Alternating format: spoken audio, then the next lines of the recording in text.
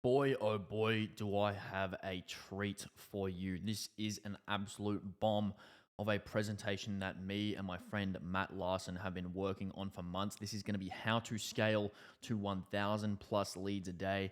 And if you don't believe me, just take one quick look at this diagram that we have spun up because it is an absolute beast. What you're looking at is the complete agency funnel that was responsible for scaling Matt to over 900K per month in revenue in under 12 months. So this is pretty juicy stuff that we're covering today. We're going to cover every single step in this funnel. So we're going to cover paid ads. We're going to cover organic. We're going to cover outreach. We're going to cover partnerships. We're going to cover lead magnets. We're going to cover affiliate products. We're going to cover digital products. We're going to cover webinars, appointment setters, newsletters, sales calls, conversion mechanisms. Everything in this funnel we're going to be covering and breaking down in detail so you can go ahead and build this juicy agency funnel and avoid what most people do at the current day and age. Most people right now, they'll either grow off referrals or they'll rely on a personal brand or they'll rely on sending thousands and thousands of emails per month just to really not get much from it. And they'll probably either just focus on one channel or maybe a couple of channels that are kind of working. And the crazy thing is that a lot of companies can grow to great levels. Like I was talking to a guy yesterday who was at 300K a month from just one channel. But what he was saying is that you kind of need that predictable multi-channel funnel that is going to predictably bring leads if you want to build your agency into that sellable asset or that cash flow machine. Because if you build to sell, you either get to sell and you get that obviously that cash injection, or you end up with something that just basically gives you cash on command and you can kind of just hold on to it so you can basically live the rest of your life however you damn well please. But I will not waste your time too much. Let's just get straight into it because this is going to be long. Make sure to bust out a pen and paper. Get your notes out. Get ready to go. This is going to be a big one. Strap in. If you want to put it on 1.5x speed, feel free, or 2x speed, whatever floats your boat. Let's get into it. So before we do get into it, I did say without further ado, but guess what? I lied. So what I want you to do is, if you want to sign up for our free webinar in even more excruciating detail on how Matt went from 0 to 900K a month in under 12 months, more about the story of the agency, and more about the different details like how the traffic was driven, how they captured leads, how the leads got turned into sales calls, the specific offers, and the breakdown of how the funnel worked in terms of like the very specifics. This is going to be more of a macro presentation here that you might be able to apply to a different type of agency or a different type of B2B company that will go into heavy detail about each specific step, but it's going to be more of an education piece rather than the specific stories on the specifics, if you know what I mean, in terms of like the offer, what was driven on the front end, what was driven on the back end, et cetera, et cetera. So you can see that, you see all the revenue streams, see everything on that free webinar. Feel free to sign up over here and I will look forward to seeing you there.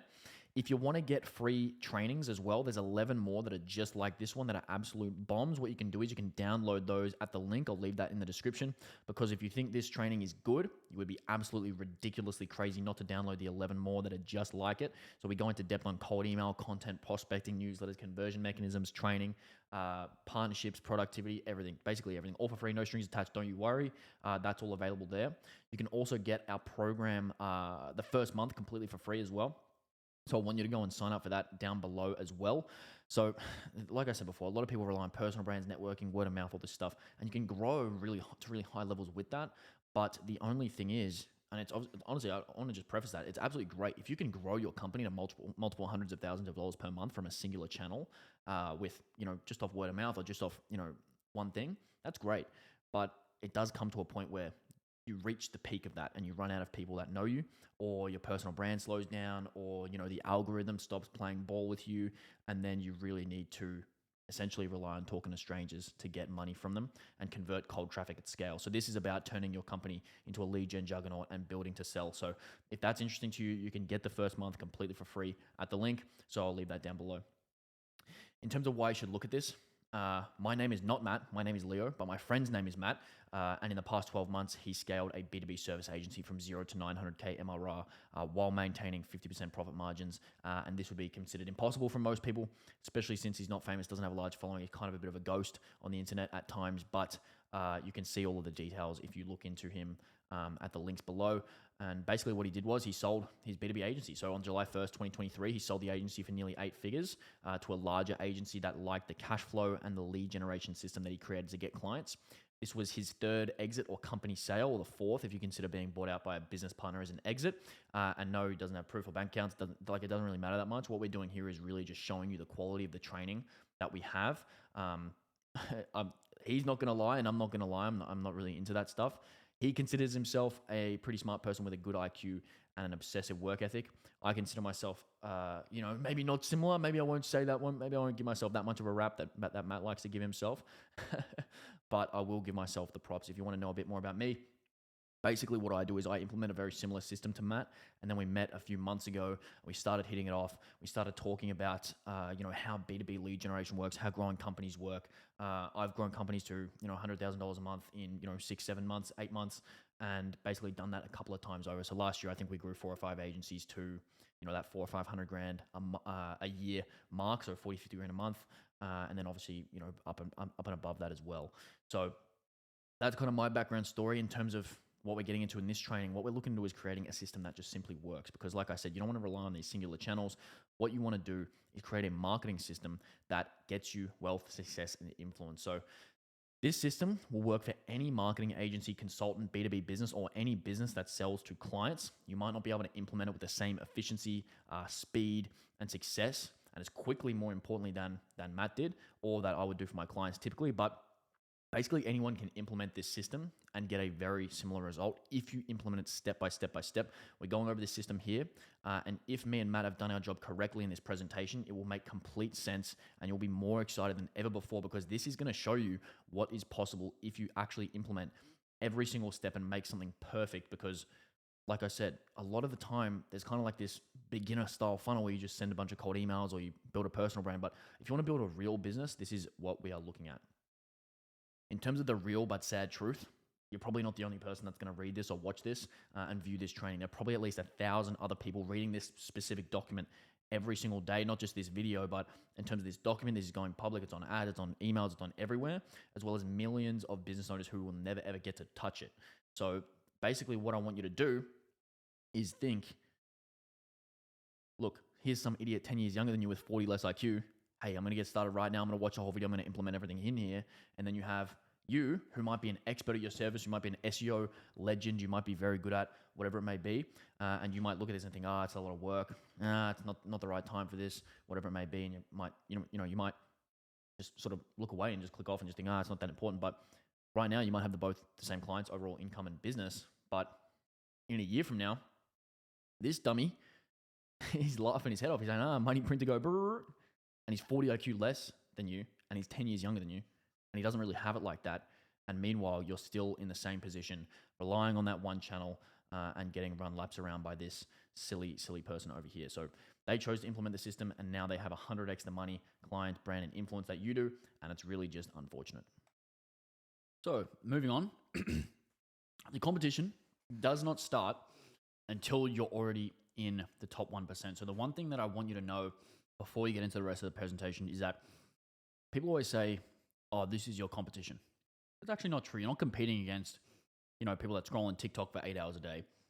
You're competing against the top 1% of business owners. So until then, no one really knows about you, and you certainly aren't big enough for anyone to care. So once you implement this system, competition begins to notice you, and you start playing with the big boys. So you want to do what you basically will with this information and act accordingly.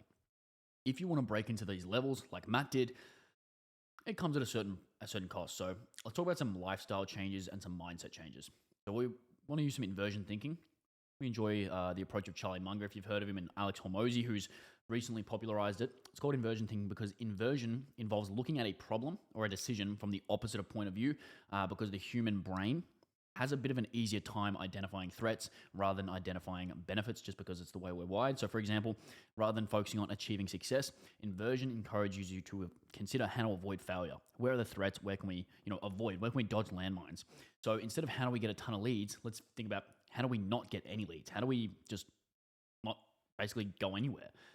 And how to get 0 leads would be, don't tell anyone about the offer, don't post any content, don't reach out to any people, don't run any ads, don't have a lead magnet, don't have a landing page with a form, don't have clear messaging about what the offer is, don't have an online presence, ignore social media completely, do not have SEO, do not have a website, do not have an email list, do not have a referral program, do not have any partnerships with others who serve the same target audience, do not have a good offer, do not have a relevant service, do not network with other people, do not have an appointment setup, do not have a newsletter, and do not have a webinar or case study training. So these are some really great examples of how to get zero leads. And the logic behind that is, if we want to get the opposite result, i.e. getting a lot of leads instead of zero leads, then we can pretty much just do the opposite of these things. So now that we have this inversion thinking, it's a pretty useful tool. We can clearly determine what is important and what is not. So if we just do the opposite of basically everything that I just mentioned, I think we might have a pretty good chance at actually getting some leads. So here's something that I want you to keep in mind before we get into the rest of the presentation is the motivation list.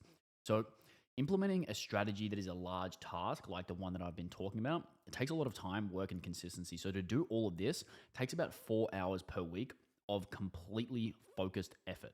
And I'm not talking about sitting at your desk and pretending like you did work.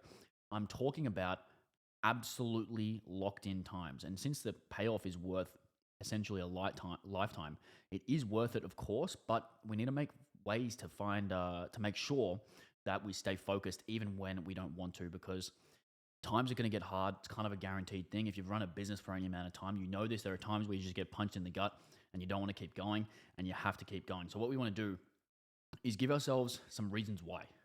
Why would you do this? Why are you here? What are you doing with your business? And what this is called is the motivation list. I'm sure you can guess what this means based off the name, but it's basically just a massive list of things that motivate you. You should create one for yourself, and you should include both positive and negative motivation. So you want to cater to all of your emotions, both the noble and the petty, because the more reasons you have to do something, the more likely it is that you will do it. So I have about 15 things on my motivation list. Some are embarrassing, like maybe maybe you got your pants pulled down in the 3rd grade and you're still not over it.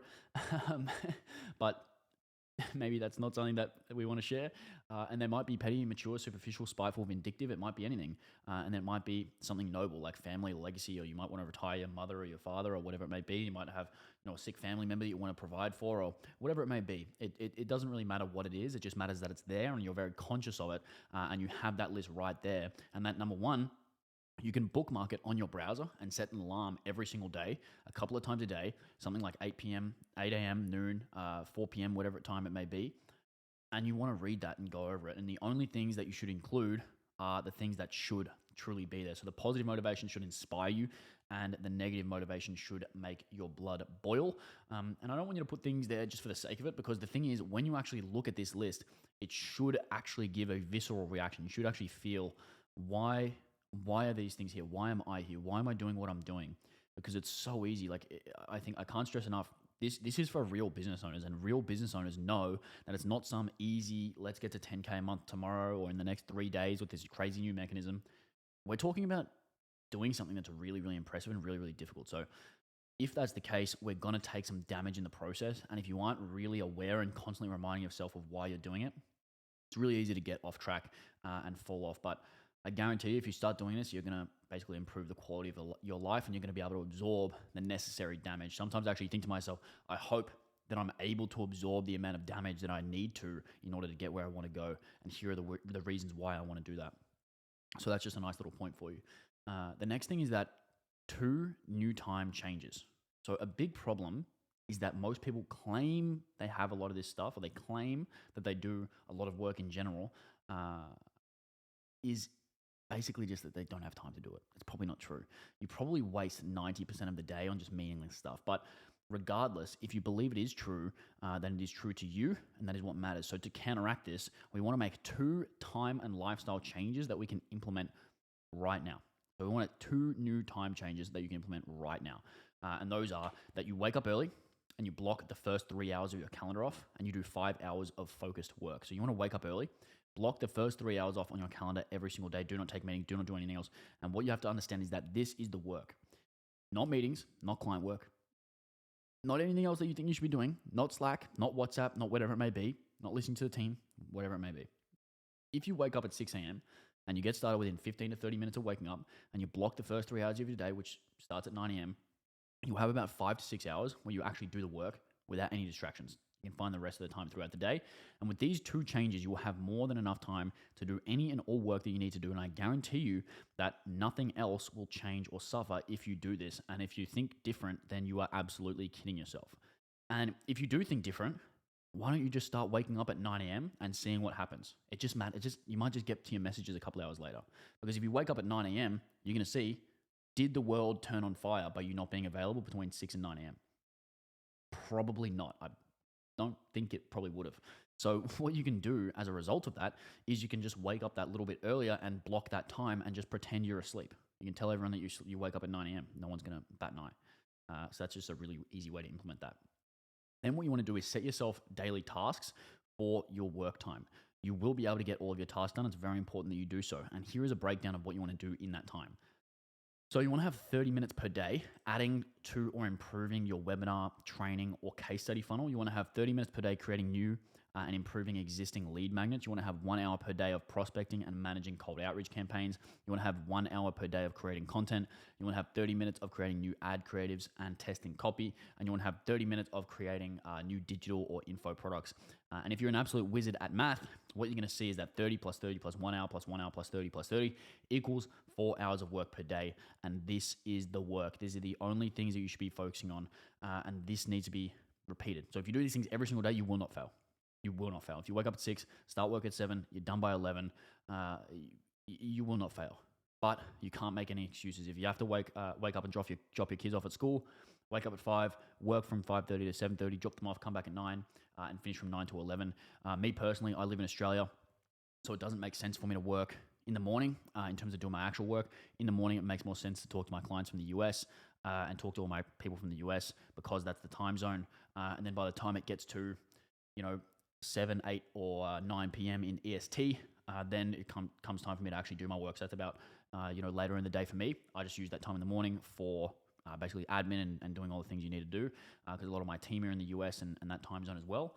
And then by the time that they go to sleep, I just go and do a workout, refresh my brain. Maybe I'll do a meditation or do some breathing or something like that to just refresh. And then I get stuck into the work that actually matters. Because the thing is, if you're always doing admin, when are you going to get the chance to actually do any work? It's really, really important. And one thing is that if you say you can't wake up that early, you probably need to go to bed a bit earlier. And you probably need to just adjust your lifestyle a little bit and think about where your priorities are. And honestly, if you say insert any reason that you can't do all those things, that's fine. You can be mediocre if you want. I don't think this is about convincing anyone to do anything. This is specifically for people that are very motivated to scale into quite high levels. It's your life. Neither me or Matt are really into convincing people to do things that they don't want to do. It's really more about, hey, if you want to do this, this is how you do it. Here's a protocol that's worked, and you can implement it if you want. In terms of how you're going to get this done, the best way is to churn out large volume of focused work, is have a water bottle and a glass of ice on your desk, and you want to keep drinking it and filling it up. You want to put a hoodie on with the hood up. You want to get blackout blinds and a fan if you need. Your room should be cool and dark. You want to put headphones on and listen to the exact same song on repeat all day. You want to get a timer for 60 minutes of work with your phone out of your room. And then you want to take a quick 15-minute break every hour and then get back at it. And you want to make sure that you've planned out your hourly task beforehand in a reasonable amount of detail so you know exactly what to do. There's no questions to ask. You wake up, you just attack the work like it owes you money because a lack of clarity is going to derail your hour-long work period more than anything else if you're sort of just looking around trying to think what I need to do. And these 6 things will do more for you than any Adderall, any caffeine, any nicotine, whatever it may be, ever will. And the beauty of it is that it's not going to turn you into a drug-dependent zombie over the 4 months needed to create this. So you want to have this in place. You can take a little screenshot of this. I'll get my head out of the way if you like, just so you can get that screen grab. One sec. Oh, no, not that. Get my head out of the way. Take that screenshot. There we go. Bang, click. Perfect. When we want to break down why this wouldn't work for a B2B business and why it would work potentially, we want to identify the top 3 problems for 99% of B2B businesses. And the top 3 problems are, number 1, they're not generating enough leads and have a very unpredictable lead flow. Number 2, they have a very hard time converting cold traffic into paying customers. And number 3, they are very heavily under-monetized and 97% of their leads are wasted. So it's almost interesting that with all of these agencies that do lead gen, with all these people that do business development, with all these gurus in the space, it doesn't really matter because it's still the main problem that people can't get a stranger, find them, find their information, talk to them, and convince them to buy their stuff in whatever way, shape, or form suits that business. It's a very interesting situation that doesn't happen very often, despite all the information. So let's just go into a bit of detail here that the number one problem is that you just can't generate enough leads. And a lot of people misdiagnose this problem. They say they have a sales problem. They say they have an offer problem. And for the most part, it's not exactly true. If you get on a sales call, a lot of the times you can actually sell your service to them if it is a good fit. And I think most people would agree. If you can get on the call with someone, there's at least some type of synergy where you might be able to help them, or you can send them somewhere where they can. And if you've ever even had a singular client before in your life, then it is proof that you can, in fact, sell your service. And that tells you that it's a leads problem and not a sales problem. So most businesses just don't generate enough leads and rely too heavily on referrals and repeat business and MRR. And obviously, there's nothing wrong with that, but you don't control them. So they're unpredictable. And here's a question that might stop you in your tracks a little bit, but do you really want to stake your future on something that you have zero control over, like leads from a personal brand or leads from referrals? Because if that's not the case and you don't want to rely on that for your future, then you need to generate more leads. So here we have a little graphic. Your boss says, bro, why aren't you closing these leads? And you say, sir, what leads? What are you talking about? The second problem is that they have no way of converting cold traffic into paying customers. So when you get this referral, it's pretty easy to turn them into a client. After all, that person is ready to buy now, or they wouldn't have been referred to you. And the trust they have in the referrer is transferred to you in a large degree. But like I said, you can't really rely on this to grow a real valuable company because it's unpredictable and you don't have control over that.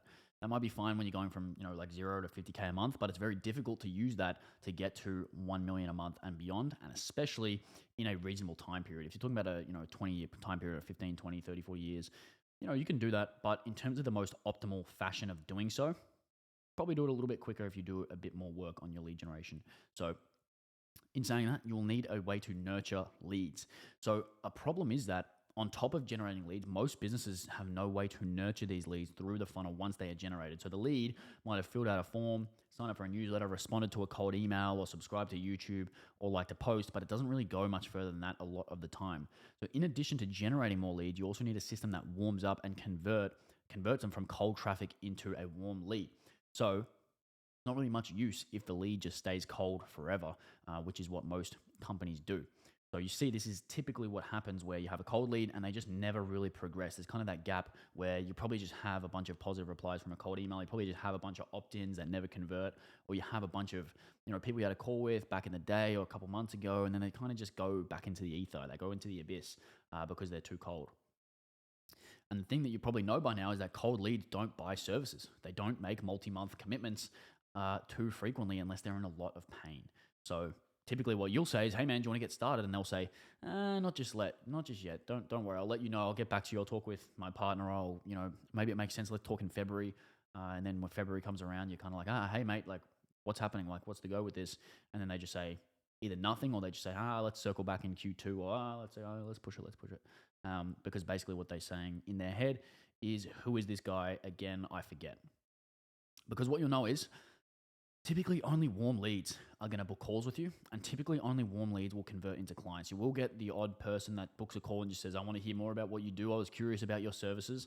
But it's very, very difficult to sell a high-priced service to someone who is cold, especially if it's a month-on-month commitment, because it's just a big commitment to go with a stranger, especially if you're on the younger side. I know I look like a little bit of a 12-year-old. So sometimes, if you're getting on the call with someone who's, an established business owner, they're kind of like, who are you?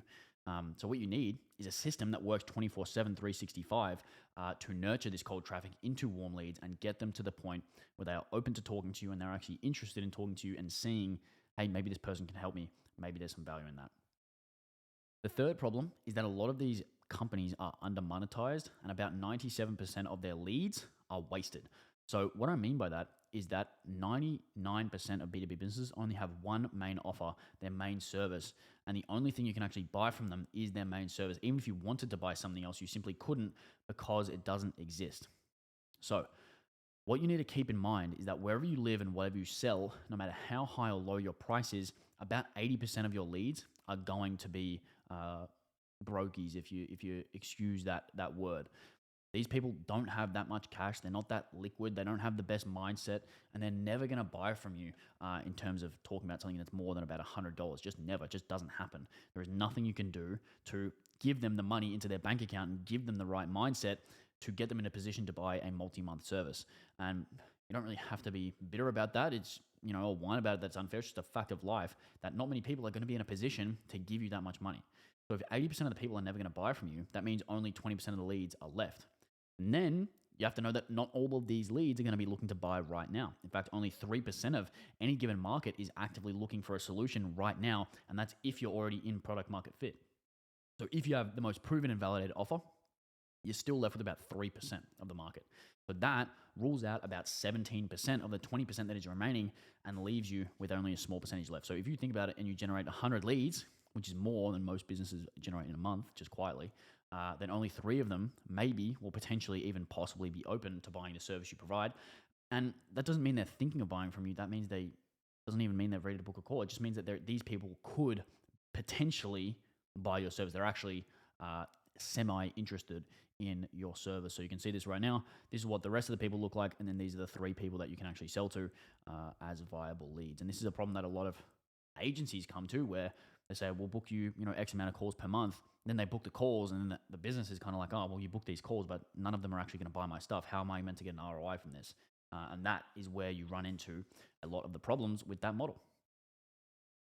And the thing is, that's just how it is. It's just a fact of life. And this is why so many people basically running on the treadmill, running on the hamster wheel of doing that type of business model where they generate leads on behalf of other businesses, because they're not aware that to actually get this system to work, you have to have a fundamental shift on the way that you sell things and the way that you operate your business in order to generate that many leads and in order to monetize these leads that are chronically under monetized. And it's almost as permanent and definitive as the law of gravity. So there's literally no sense in getting upset about it or fighting it or whatever it may be. It just is what it is. This is the way that the world is. And the key thing here to understand is that if you only offer a done-for-you service, you're essentially disqualifying 97% of your target audience immediately without even realizing it. So to get all the way around this, you want to have different levels of offers. And there is a graphic here that is out of action. But what it is essentially going to show you is the 4 levels of monetization. You can have info products, you can have one-time services, you can have setups, you can have multi-month services, or you might have a done-with-you service as well, where you're sort of doing it with them, or you're setting up and then doing it with them. There's kind of a lot of ways to go about it. And this is basically the same reason that a car manufacturer sells cars at different price points to accommodate different levels of the market. You want to have different products that can be sold to different levels of your target market, and 99% of B2B businesses just don't do this. And obviously at the start of your business, it's a good idea to stay focused and only give one offer and things like that. And a lot of people in the space will give you that advice. But once you're past that initial traction, which is who this video is for, you're going to want to potentially double, triple, 5x or 10x or 50x your income without too much extra effort by doing this. The decision that you have is that most B2B businesses have 2 choices and they have to decide pretty quickly. And what you're going to see here is that what happens with a B2B business is that when they start out, they have this huge jump in revenue from the initial warm leads they have. They might be really good at selling to their network. They might be really good at selling to a personal brand. They're really great at that. And then what happens is personal brand, maybe the algorithm dries up, or maybe they just run out of people that in their network to sell to, or whatever it may be. And then it comes to this point where they've plateaued for a little while and they reach this decision where they either continue relying on warm leads, or they essentially go and learn to generate leads and systematically convert cold traffic. Pretty good choice. And the one thing that you want to be aware of is that the market is getting pretty tough out there. It's more sophisticated than ever. And this presents a big problem for B2B businesses because a couple of years ago, when we were not only in a bull market, but there were much less service providers in the space. Basically now, anyone who's average gets wiped out over the long term because businesses just don't work with subpar service providers these days. It's too strict. Consumers don't buy stuff at that high of a rate, and that leaks over to the businesses. For example, if consumers don't spend as much money, that means e-commerce stores won't have as much money, and they will hire less agencies, they'll hire less other B2B companies because they just won't have the cash. They won't be liquid enough. They'll try and tighten up. They'll try and cut the expenses because they need to stay afloat and they need to protect their profit margin, which obviously at the end of the day is the absolute key. So the same thing really happens in online business as well. So the B2B companies that know how to generate leads and systematically convert that cold traffic are going to the top, and everyone else is going to the bottom. And that will eventually end up where the top 1% of B2B businesses who can generate 99% of the revenue and the profit will be the ones that stay strong throughout times like this and stay strong over the next 5, 10, 20, 30, 40, 50 years. And you'll see this slowly progress day by day, week by week, month by month, and year by year. And what you'll see is that there's a bit of an increasing pressure on businesses. So your target market schedules calls you, become clients, and there's 100,000 people launching offers. There's inflation, worsening economy. There's competitors that get better day by day. There's AI, there's SaaS, there's rapidly improving and automating tasks, and all this revenue is just going elsewhere because there's so much stuff. There's pressure from above, pressure below. There's gurus like Alex Hormozy and things like that inspiring more and more people. Probably stiff to call Alex Hormozy a guru, but there's people in the space that are inspiring more and more people to get into online business or business in general. Everyone's sort of getting bought into this idea of working for yourself, and tens of thousands of new people will be flooding into each market, each offer, each service year after year. And obviously, if you're doing an agency model, it's kind of a low barrier to entry business to start. So you are probably at a bit more of a risk of new entry compared to, if you have a SaaS business, it's a little bit harder to build. Obviously, that's getting easier, but imagine if you provided cold email services, may already seem saturated. And then what if over the next 6 months, another 10,000 people entered the market because someone makes a course and it goes really well and started offering cold email services? It's going to take a bit of a toll on your bottom line because all these businesses that you're trying to sell to just get more and more attacked by potential offers. So in terms of the decision, you really have two options. So continue to rely on warm leads and referrals to grow your business and slowly stagnate eventually. I'm not saying it will be today, not saying it will be tomorrow, but it'll be eventually. We talk to people that are in this situation basically every day, and it just happens. You don't think it's going to happen? Okay, cool. You don't have to believe me. The second option is that you learn how to generate leads and systematically convert traffic at scale. This is really important. If you're a business owner in 2024 and beyond, these are basically your only two options. So everyone can choose freely which option they want to take. Really up to you. I would never ask you to do something that we obviously weren't doing and putting into action ourselves. So in terms of our strategy, what we use is the 3-product approach. So we're going to use this strategy, and this is basically going to be the philosophy that guides everything we do. So when you see the overall system, you're seeing the implementation. The 3-product approach is basically the overall theory of being in the system. So traffic plus leads plus clients, and then you have each product kind of cross-promoting each other, and you'll probably figure this out in a second. But the 3-product approach does not really actually refer to digital or physical products. It refers to a line of thinking and a natural progression of a customer journey. So every single person who has successfully sold stuff online without relying on referrals or luck has basically used this strategy, although they might not refer to it as the 3-product approach. What you want to know is that each product is going to have a different level of friction. So you might have your free product, and this free product might be content such as YouTube, Twitter, podcast, wherever it may be. And there's a product you're giving away for absolutely free, no payment, no opt-in. Anyone can see it anytime they want. And this is how you start building your audience. Then you might have a gated product, which is a guide, checklist, course, ebook that is gated or locked behind a gate, an opt-in. And this is how you start building your list. And then you have your paid product, which is a service that you are likely already charging for. This might be anything. It might be YouTube editing, cold email, paid ads, bookkeeping, consulting, whatever it may be. It can be anything that you choose. And the reason that so many are not successful is that they do not have all 3 of these products. They all work together.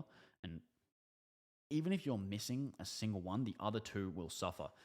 And what you want to do is just visualize these products as an engine, wheels steering in the vehicle, and an engine.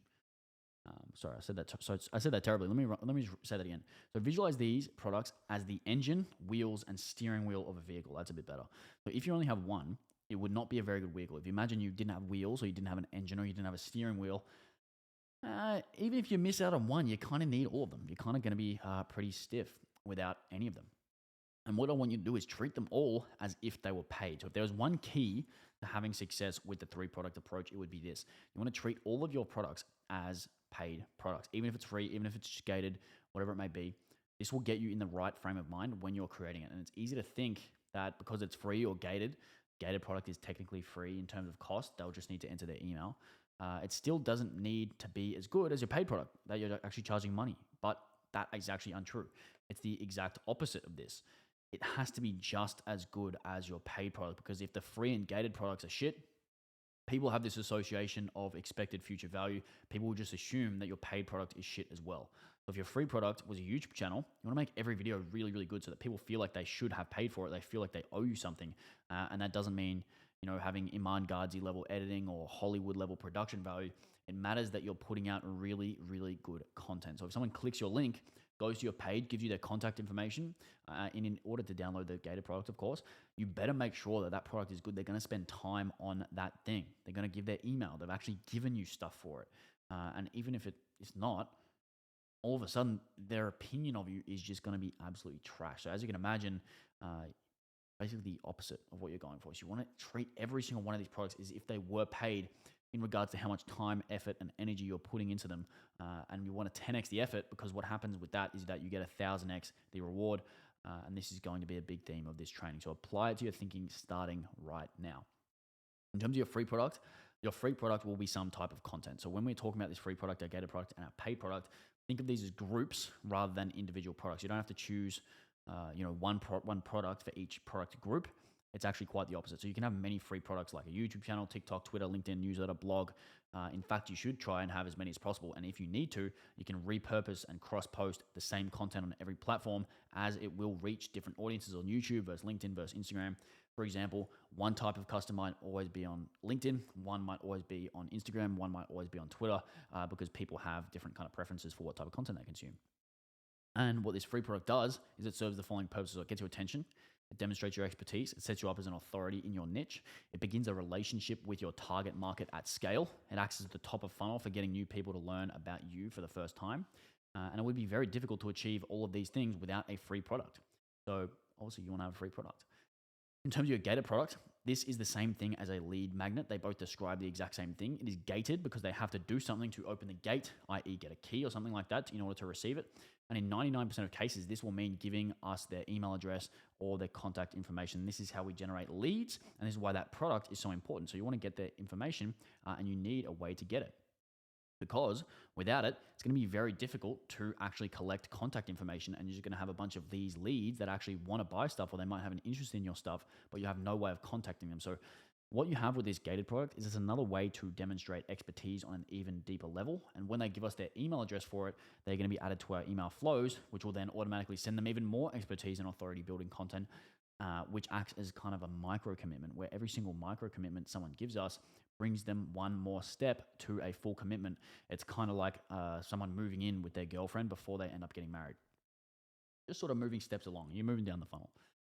And then number 5 is that it can generate revenue through affiliate links and drive people further down the funnel to your more valuable sales assets that will eventually push them towards converting.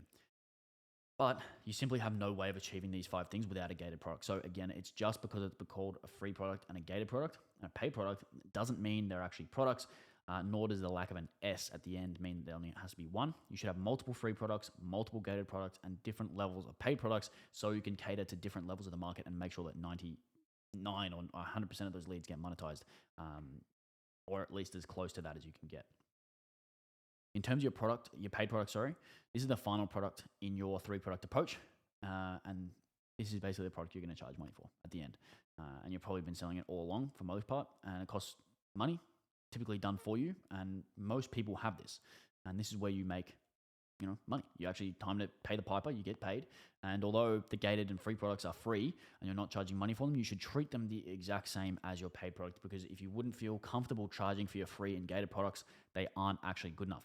Obviously, the number one purpose of your paid product is to make money and pay the bills, but it doesn't differentiate the level of quality that you should be putting out. Here's another point. Your free and gated product should only exist to basically promote and help you sell your paid product. So these are very important to note, because it's the actual goal. Your free product is going to get your attention and start to demonstrate your expertise and build authority. Eventually, they're going to want more from you. They're going to go to your website link. They're going to go to your bio. They're going to go to your description. They're going to go to your landing page. They're going to get curious. What does this guy actually do? What does he have for me? They're going to trade their email address in exchange for some sort of gated product. This gated product is going to further demonstrate your expertise and build even more authority. Now you have their email address and you can send them automated flows from which you can further demonstrate your expertise and build more authority. So you basically go free product, gated product, paid product. And then once you have enough authority and you've proven you know what you're doing, they will reach out, schedule a call, and become a paid client. How easy is that? And you can basically think about how this process would be different without your free and gated products. It makes it much harder. They wouldn't know who you are. You would have no authority, and they wouldn't know if you have any expertise. So all of a sudden you rely on becoming a persuasion wizard. If you want to be Jordan Belfort 2.0 and try and, high pressure sales a business owner into buying your stuff, good luck with that. But it's not really exactly my style. I don't really love that stuff. If you want to be a great sales guy, there's probably other trainings for that. You can check out some of that stuff on YouTube. That's not really what we're doing here. Very difficult to do, quite frankly. This is kind of, it might seem like a bit of work on the front end, but it's actually the path of least resistance. Then what you want to do is think about the actual products that you're giving these people, these prospects. So you want to have a one-time service. This is really important. There's nothing wrong with selling a high-price recurring service as your paid product. If you only want to do that, then do that. However, there is a much longer sales cycle and consideration cycle for higher priced recurring services than there is for cheaper one-time services, one-time offerings. You can make this strategy 10 times more effective if you also offer a one-time highly efficient service that ranges from $500 to $1,000, usually 10 to 20% of the value of your high-price service. And these values obviously change accordingly. This is kind of just arbitrary numbers. And the reason you want to do this is because it is something that people can actually buy on a bit of a whim as part of a semi-automated process. So the reason this works is because it's less risk. You get to show off your skills. There's probably like a $500 an hour effective hourly rate. Very, very productized, very, very systematized. It's unlikely that you're actually going to have to do any work. This will go to your team or some type of automated operational system that you build. And then what you want to do is you upsell them to a high-price recurring service after that. So this is very, very powerful stuff because it's really hard for someone to click a checkout button and buy, $5,000 a month for Facebook ads or $3,000 a month for email marketing or buy SEO, because these are services that require a deal of customization and planning before you're able to sell them. It takes a really long time to convince people that you're that good that they should pay you every single month. So people aren't just going to buy them without thinking about it, scheduling a call, talking to you a few times, et cetera, thinking about it a little more and then deciding yes or no. And it's kind of the same thing if you have a personal brand. If that's all you offer, the only thing you offer is multi-month recurring services, there are going to be a lot of people in your audience that are waiting to buy something and they're just waiting for the perfect time to convert. But what you can do is you can actually use an offer like this, where it's sort of a little bit lower friction, bit of a lower barrier to entry, where you can actually engage those customers a little bit before they were ready to convert for the big service and start making money from them earlier. And then you can upsell them earlier as well, because by this point they trust you even more than they already did as a member of your personal brand, like a follower or a subscriber or whatever it may be. The reason this works is low risk and high potential. So what you want to do is you modify the funnel a little bit and you see the free product, the gated product, a cheaper one-time product, then you can go to the high-price recurring product. So this one-time service costs probably $500 to $1,000 and will be perceived as a way to test your skills at a much lower risk, and you will get people buying it automatically as a part of the process. The criteria for this is that you want to make at least $500 an hour on this. It shouldn't really take more than 1 or 2 hours of your time, and it shouldn't really cost more than 20% to fulfill if you're hiring someone to do it for you, i.e. 80% margin at minimum. Should be really, really productized and standardized. Should be the same result for every client. It could be a strategy, it could be an audit, it could be a plan, it could be a roadmap. Should be mostly automated or templatized, and this will speed up the process and allow you to make $500 an hour or more. And it should be really valuable. If it sucks, if it's a waste of money, you're never, ever, ever going to upsell people to your main paid product. This is absolutely key because, like I said, people make purchasing decisions based on expected future value. If they have an experience with you that is negative, whether that's unpaid, whether that's paid, especially if it's paid, they're just not going to expect to get the same amount of value in the future. And you can either learn this the hard way or just learn this because I'm telling you, or you can already know it and relearn it and keep it in the front of your mind that the better you can make this product, the more people you're going to upsell. In terms of getting that upsell done, after you deliver a great result with your lower priced one-time service, you should really have no problem in upselling a large percentage of these clients to your higher price recurring service. Whether you want to believe it or not, a large percentage of people simply won't buy a higher price service at the start, but they will buy your lower price one and test it out, see if it's good, see if it works. And then the people that buy your higher price one will already will still buy your higher price one, but the ones that are on the fence about it and will likely decide against it will actually check out your lower price one. So you're not going to lose conversion on the people that would have bought the high price one, but you are going to gain a few because number one, the people that weren't going to buy it will get kicked over the fence with the lower price product. And then you're actually going to be able to monetize them because you build trust with the product and then you push them to the high price service. Does that make sense? I hope so. Let me know if you have any questions. Basically, the point with that is that you're not going to lose any clients. Doing this, you're only going to gain clients. So just know that it's pretty low risk because really, if you think about it, it's pretty hard to charge someone $8K plus a month for XYZ service when they don't know you.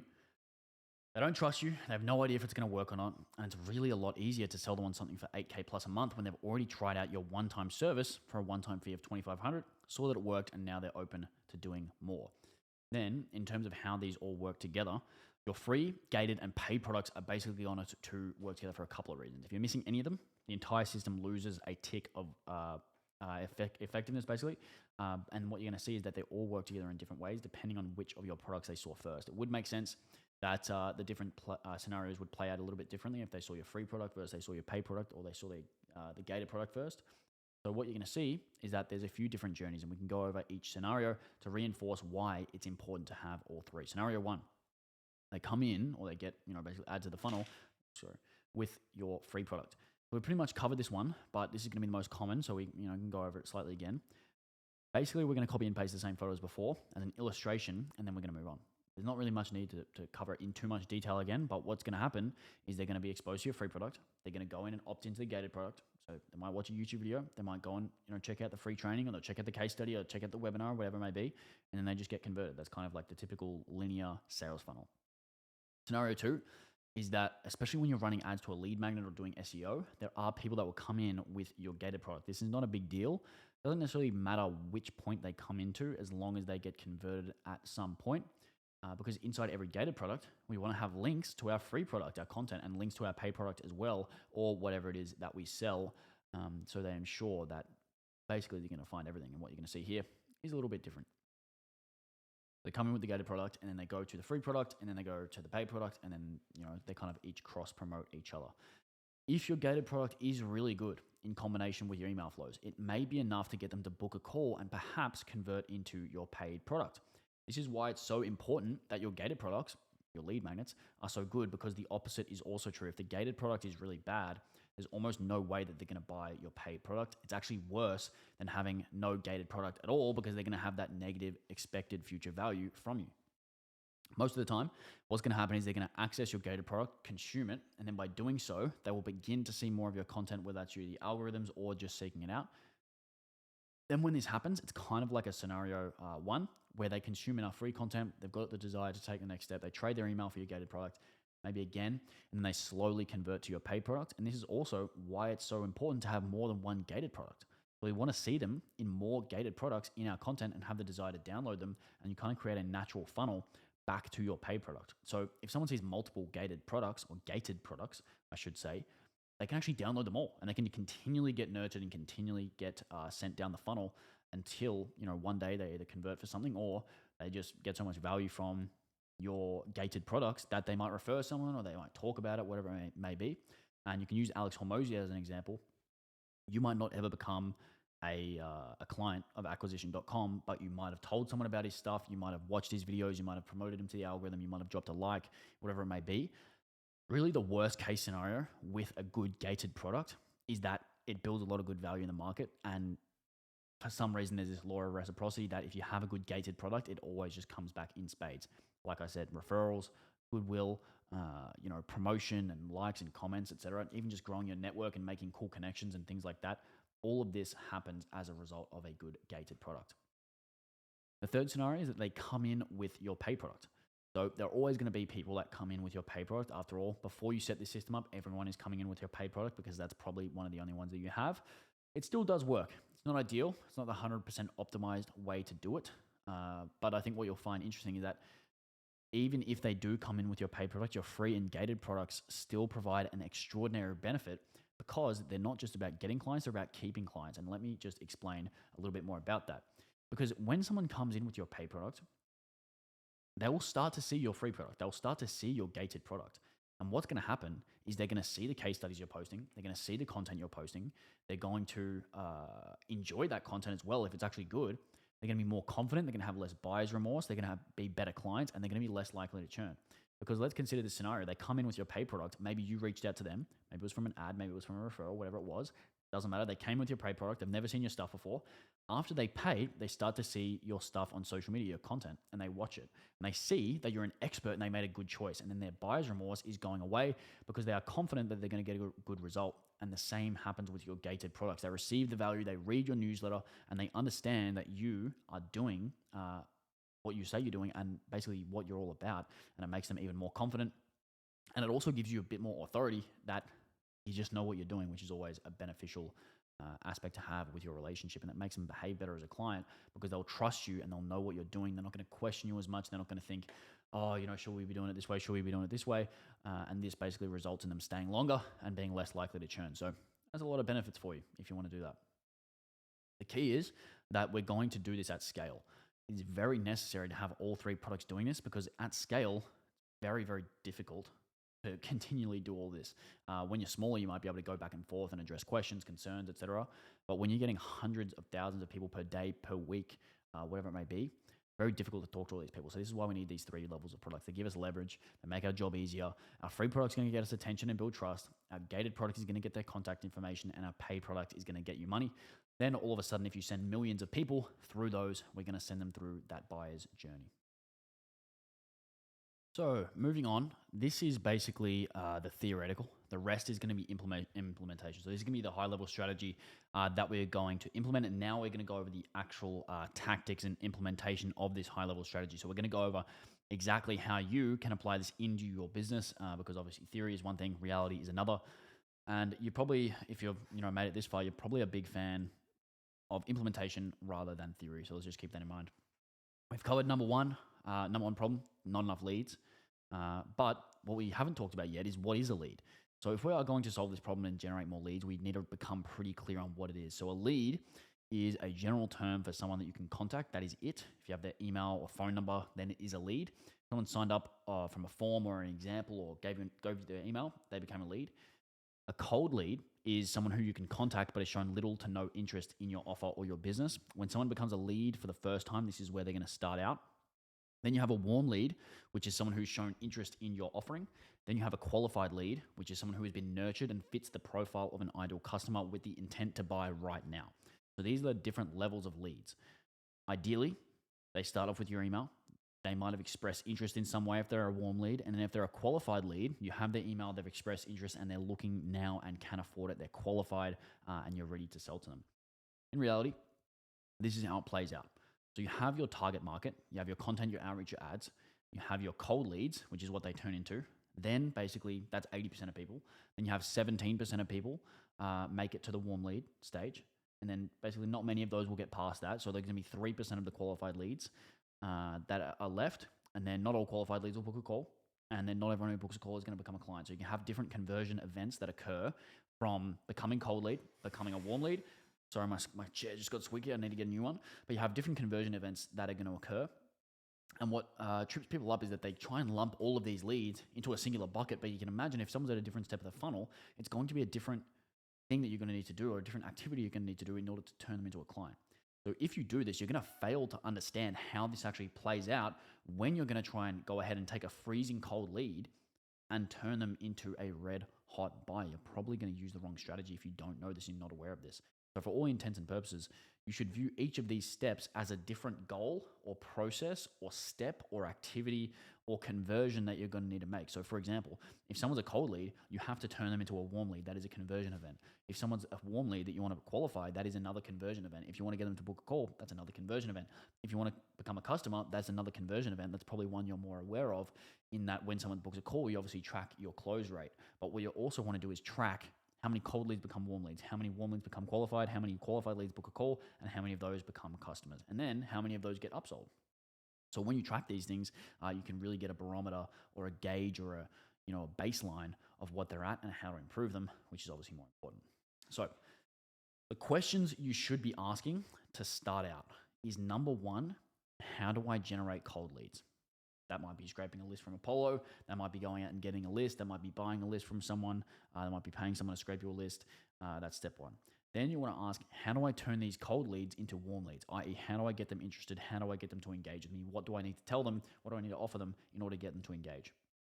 The next question is, how do I qualify warm leads? How do I make sure that the people that are expressing interest are actually ready to buy or they're actually qualified to buy my service? Then you want to think, how do I get these qualified leads to book a call? That's another conversion event. Then you're going to want to say, okay, how do I convert these sales calls into paying clients? How do I get the sales process down? How do I learn how to close? How do I get good at sales, essentially? Then once you've turned them into a client, you want to say, okay, how do I provide an amazing service? How do I fulfill? How do I be so good that I'm going to go ahead and convert a lot of these buyers into long-term, high-paying customers? So when you look at it like that, you kind of see it as a multi-step process, and each step should essentially be viewed as its own objective. And if you understand this, you're literally 25% of the way to success because you can actually view these things and track these things. And then you can almost come up with your own ways just by being aware of what's going on. Okay, I need to convert a cold lead into a warm lead. What do I need to say to do that? And you're tracking that and you can test different things to actually improve that. Because once you truly understand this, in many ways, you're probably in the top 5 to 10% of business owners. And all you have to do is incorporate a system to automatically take care of each of these steps and improve it over time. That's what we're going over in this presentation. We've got a little bit while to go, as you might see if you can see the length of this video. But I assure you, we are just getting started in terms of the value that we have to drop right now. So here are the 4 main ways of generating leads. There's not really many ways to go about this otherwise, but the 4 main ways that you're going to use and basically need to be aware of are outreach, content, partnerships, and paid ads. These are the 4 mainstays. Referrals don't really count. What we're talking about in this video is specifically lead generation. Most people don't even master one of these. Like I said, they might have one channel that kind of works. They might have a couple that kind of work, but you have your content, you have your outreach, you have your paid ads, and you have your partnerships. The key here is that you need to do all 4 in order to become a sellable business that is a cash flow machine that generates leads on autopilot that absolutely prints cash. What you want to do is try and not buy into the idea that you have to pick one acquisition channel and master it. You might have a main one, but all 4 are important because each one makes the others more effective and also reduces your reliance on that channel. So for example, at the start of this video, I said, you don't really want to rely on your your content or your personal brand, because what happens when Elon Musk buys Twitter and then all of a sudden your lead flow dries up? Or what happens when your LinkedIn account gets banned? Or what happens when, your YouTube channel goes down, or, the engagement drops and people don't really love the stuff you have anymore. Maybe they don't want to hear from you anymore. Maybe you run out of ideas. Maybe you get burnt out of making content. There's so many things that can go wrong. That's just with a personal brand. So to reduce that reliance, you want to use all of these. And you probably want to get rid of the limiting beliefs that say you have to focus on one. And you almost want to get rid of the people in your life that tell you the same, because it's not really serving you. It's not doing anything for you. It's holding you back. Because what would happen if you did believe that you could do all the channels, and if you could do them all well? What would happen then? You can probably think that you might generate some leads. The thing is, people really want to believe you can't just have a personal brand or cold outreach. You have to do all 4 at the same time. That is the truth. But then you have this guy on the left here that says, no, you can't do all those. You can't be good at all those things. You're just one person and you can't be good at all those at the same time. You just want to pick one channel and focus. And then the chat just goes, okay. What it's kind of like is MMA. So you have these guys that are just pure strikers. They might be a boxer. Like you might have someone like Conor McGregor, who's just purely, they stand up, they're kickboxing, they're doing those things. He's okay. He's pretty good, but he's not the greatest of all time. He's not the GOAT. Then you might have someone that's purely good at, wrestling. You might have a bit of wrestling and a bit of boxing. You might have someone like, who's an example? Like Sean Strickland. He might be a bit of boxing, bit of wrestling, bit of this, bit of that. He's good. He's really good. But then you look at someone like Alexander Volkanovski or George St. Pierre, who's great at everything, who's got the boxing, he's got the kickboxing, he's got the grappling, he's got the jiu-jitsu, he's got every single step. That's the exact same way that the company that has the content, the ads, the outreach, the partnerships, they have all this going, they mix it up, and all of a sudden they can beat these guys that just have one thing. So you'll see an Alexander Volkanovski will beat the best kickboxers in the world because he can go and wrestle them, or he can beat the best wrestlers because he can beat them up on the feet, on the stand-up. These are the types of things you need to be aware of, that the more sort of durable and the more rigid, or not even rigid, but the more anti-fragile that you are, the better that your systems are going to be, the more your business is going to grow, and more importantly, the less risk a potential buyer is going to have when they're looking at purchasing your business, and the less risk you're going to have if you want to keep that asset and just cash flow for the rest of your life. And when I say this, it's just basically to say, seriously, you do need all 4. The biggest and best businesses do all 4. Like I said, Alexander Volkanovski and George St. Pierre, the absolute goats of MMA, they don't rely on one thing. They have everything. So anytime you rely on just one thing, there's an element of risk. One client, one service, one revenue stream, one acquisition channel. If one stops working, you're basically at 0. You're basically at the start. If you have all 4 and one stops working, you're back at 3. Yeah, it's not nearly as bad as 0. Because you probably wouldn't put all your money in one stock. You probably shouldn't put all the future of your business into one channel or one thing. Algorithms change, accounts get banned, trends go out of style, markets shift, and you need all 4. You do. This is one of my favorite graphics. We have, the dummies say, oh, I'm going to do everything. And then the people that are sort of in the middle, they say, oh, no, you have to do, X, Y, Z. It's the only way to get clients. It's the most efficient way to get clients. Everything else is a waste of time. Just do this. Don't do that. Don't do that. Kind of like when gurus say, don't do drop shipping. Don't do Amazon FBA. Don't do high ticket closing. Do this. No, just do it all and do them well. It's going to serve you quite deeply to be able to figure those out. Because here's what's going to happen if you don't. The thing is, we have to do all these things because the 4 things work together. Let's say we only did outreach. Let's say we cold email people, we cold message people. This is going to work. It's a great way to get clients, but it has its problems too. So in most cases, the people you reach out to will not really have any idea who you are. They're not going to like you. They're not going to know you. They're not going to trust you. So what's going to happen is most people you reach out to are going to say, who's this guy? I don't know who that is. They've got no presence on the internet. And then even if you are the best at what you do, you often won't seem any different from someone else who is cold emailing them with their offer. You basically have a low barrier to entry because there's no moat. There's nothing around you to promote you or protect you. And then let's say we added content into the mix as well. So now you have 2 ways of getting clients, but by adding the content to our system, we actually make our outreach more effective because someone's going to see your content before, or maybe they look you up after you email them and say, oh, this guy's actually got some stuff to say. He's actually pretty interesting. An example of this in the real world is the first scenario is when someone has seen your content before. So they've seen you post on LinkedIn or Twitter. They've subscribed to your newsletter. They've seen your YouTube videos. They've seen you on a podcast or interview. These are all forms of content. Now, when you cold email them, even though you don't realize it, they are going to be a bit warmer of a lead than they would otherwise. So that makes them reply to you, and that makes them get on a call more easily, and it makes them close more easily. So then you see all the conversion events that occur become much more efficient. The second scenario is when someone hasn't seen your content before, but after you cold email them, they might do a Google search on you and they see you have a large number of followers, subscribers, etc. I always like to use the example of Hormozi. If Alex Hormozi sends a cold email to someone, they're going to look him up. They're going to see his YouTube. Oh my God, this guy's got a couple million subscribers. And now, being some idiot that cold emails them, you're retaining a portion of your authority and leveraging social proof because obviously you must know what you're doing. Otherwise, you wouldn't have that many followers. And that makes them trust you a little bit more than they would otherwise, and that makes them reply. So all of a sudden, again, all of your conversion events get a bit more effective. So this is a good example of how adding content into the mix will actually make your outreach more effective, even if they seemingly have nothing to do with each other. And the reverse is also true as well. If you want to start out with content, and you want to create content and you generate a following, basically what will happen is they will recognize your name if you cold email them or you cold message them more so than they would be otherwise. So let's keep going. Let's not stop with content and outreach. Let's add paid ads to the mix. Let's say you're going to make your content and outreach more effective again. In this scenario, someone has been watching your YouTube videos for a while. They think you're smart. They appreciate your knowledge and advice. Then one day they receive a cold email from you. They read it and learn more about what you do, but they are quite interested enough to reply. Not really. I'm just going to open it and read it and delete and move on with their life. But now they see your ads on Facebook, Instagram, and TikTok, and YouTube, and even on banners when they visit other sites. So all of a sudden, you're kind of just everywhere. You almost can't get away from them.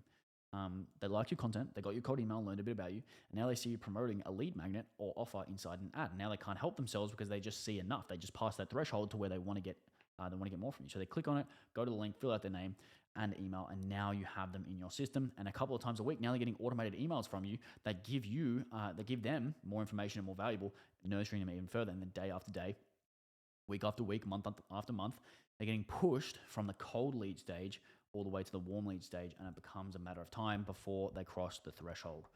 So then we can round it out. What about partnerships? How does that play into it? Partnerships are probably one of the most underutilized and most profitable things that you can do. You can partner with other businesses to white label your services for their clients. You can partner with people for referrals. You can partner with people for media and retention, and you can partner with them for joint ventures / JVs. And any one of these partnerships can generate a lot of money for you. I want you to ask yourself one question. Who is someone you would likely partner with? You would more likely partner with someone you've never heard before, or someone whose content you've consumed and received cold emails from, and someone whose ads they see all the time? Obviously a rhetorical question because it's quite an easy answer. If this guy's everywhere, people won't even know what you offer sometimes, and they'll just know, like, damn, like I see that guy everywhere. What does he even do? Because obviously people are super busy, but if they see you so much that they just almost like, oh, I've heard of that, I've heard of that guy over there. I wonder what he does. And they just sort of, get introduced to your network that way. So for this reason, you need all four. It's not optimal. Generate leads and systematically convert cold traffic into clients. You need to do all these things. There's simply no way around it. Once you get this into your head and accept it as a fact of life, implementing this strategy is going to become a lot easier. A lot of the times, the things that are going to hold you back are your limiting beliefs. So I can't post that much content. I don't want to be public. My cold email doesn't work. My customers are not on Facebook, on Instagram, so my ads are pointless, or I'm not good on camera, or all of these things. Then you look at this guy, the guy that's 40 IQ points less than you, that's 10 years younger than you, that says, you know what, I can do anything I put my mind to. It's going to work because I'm going to make it work. That is the person that is going to succeed long term. That is the person that deserves a cash flow machine and a sellable asset.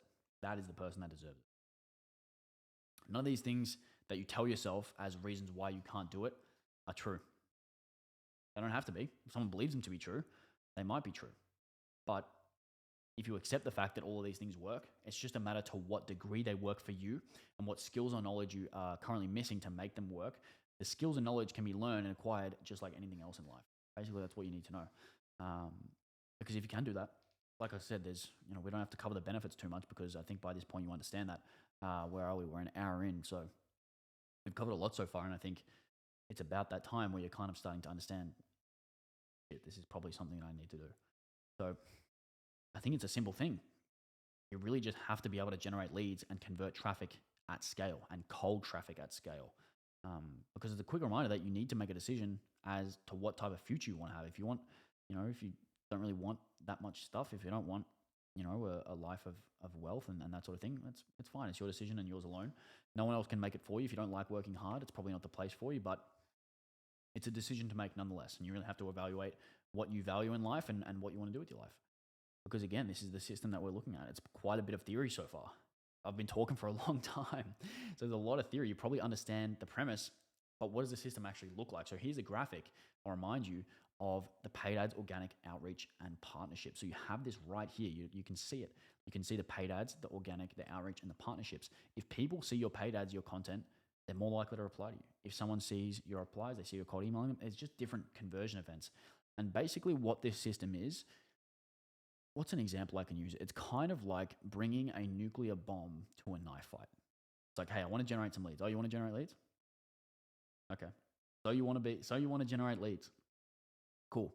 We can do that. We can do a bit of that. What happens when you do start generating a lot of leads is that you become less needy. Those leads are going to be easier to sell. You're not going to close nightmare clients because you don't need them, which means you're going to get more clients, which means you're going to get more referrals, which means you're going to be able to charge higher prices and get more margin. You're going to get better hires and you're going to spend less time working. Then you're going to reinvest in growth, which is going to get you more leads, which again is going to make you less needy. A lot of the struggles that people have in selling is that they're too needy and they try and close clients that they really should never close and they don't want to work with and they don't even have the ability to generate results for those clients, but they need the client for cash flow. So what would happen if you had enough leads to never take a client that you didn't want to work with? That wasn't a perfect fit. I bet you'd probably save a bunch of headaches. Everyone really understands on a basic level that more leads equals more clients. That part's pretty obvious, but it's kind of hard to think of any possible situation where more leads would lead to getting fewer clients unless those leads were ridiculously unqualified. However, getting more leads actually means much more than getting more clients. It actually changes every single part of your business and your life.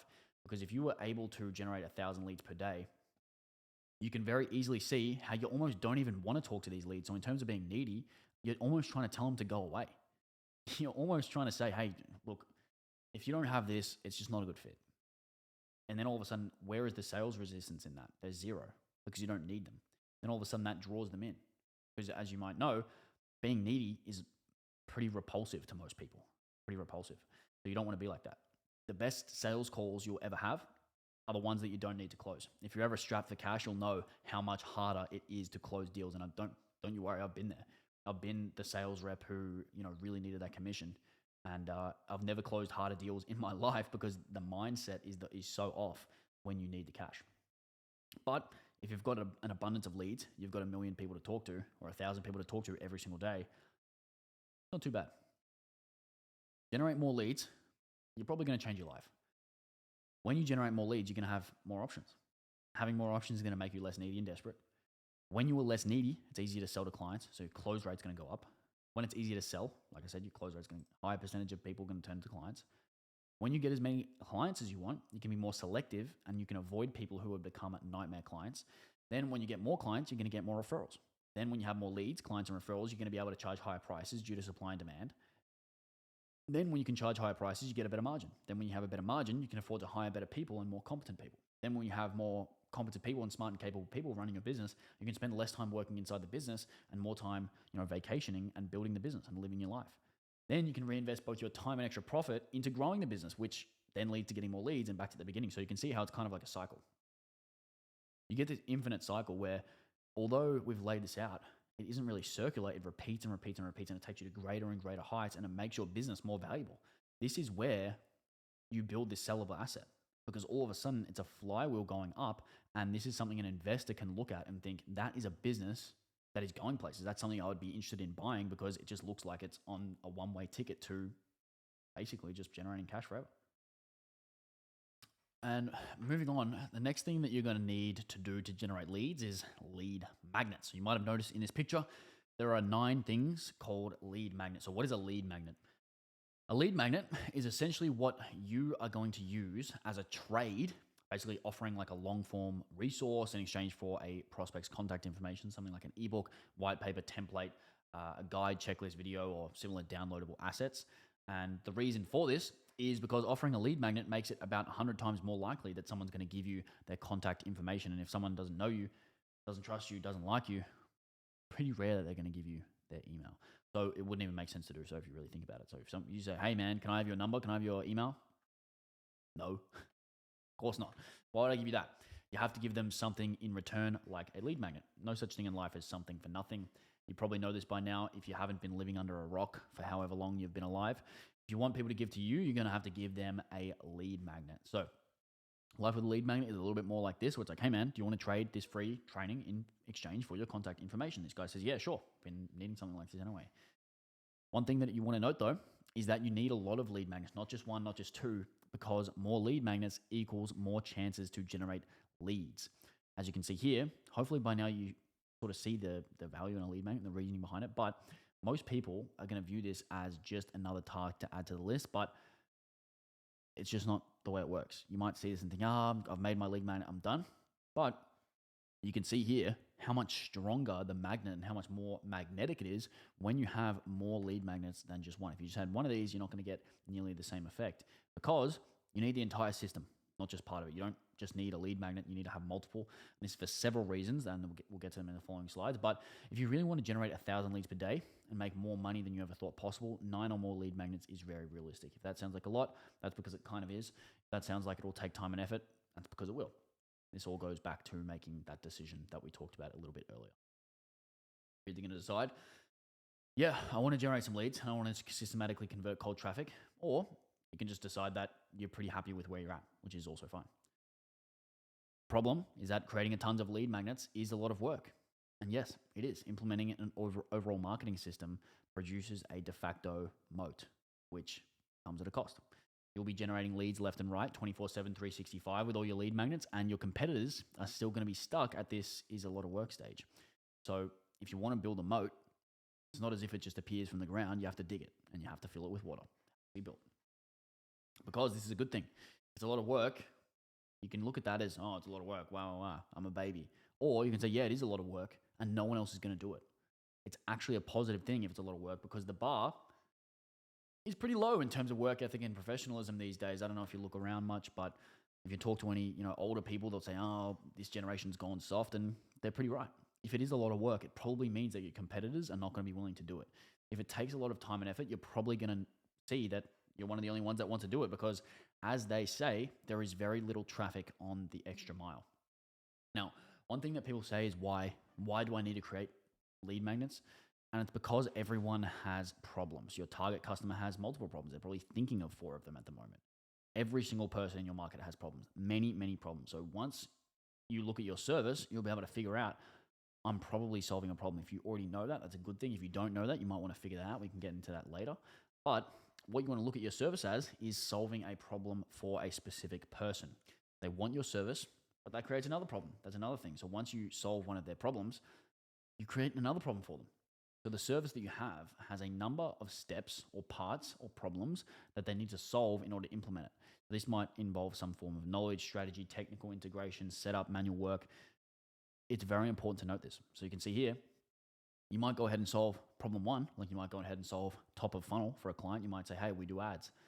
We just solve top of funnel for you. And then it might be, oh, well, now we need to convert customers. Oh, well, now people leave our site. We have no retention. Oh, now our email marketing doesn't work. Oh, well, now we have this. Now we have that.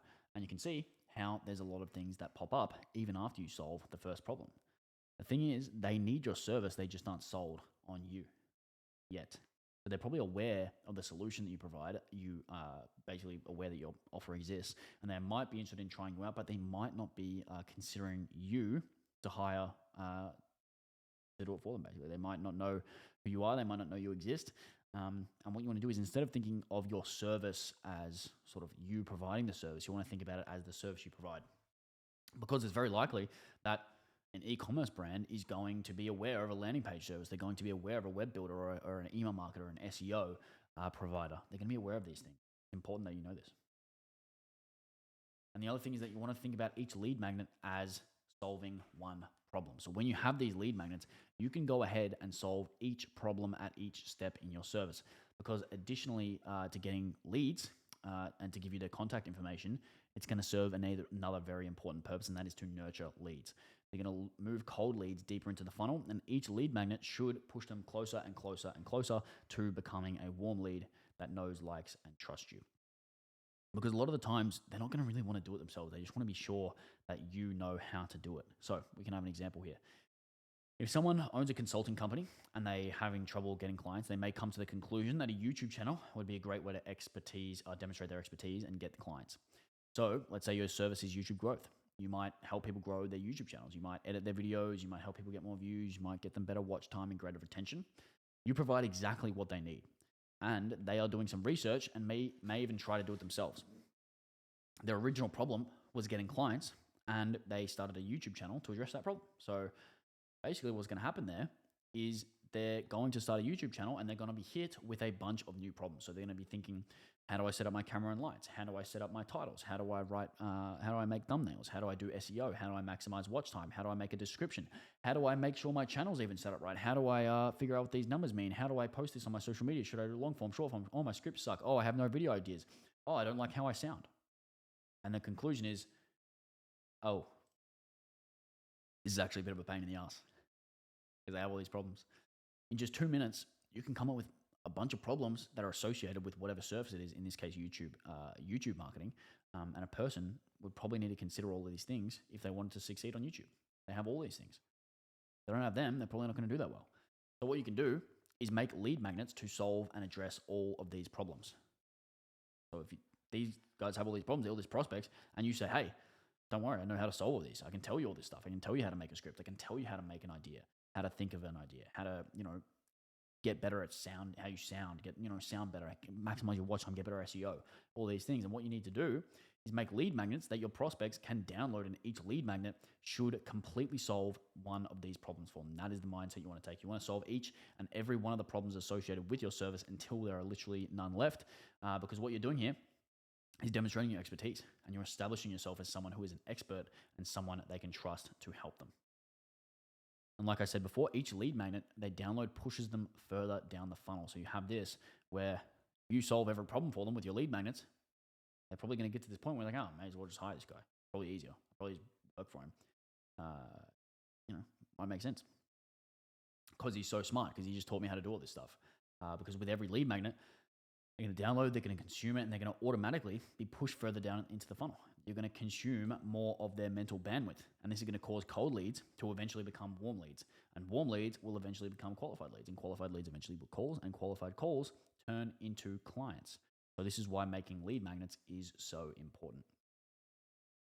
What I want you to do now is imagine if you only had one lead magnet and stopped. So in this example, there are 13 problems created by starting a YouTube channel.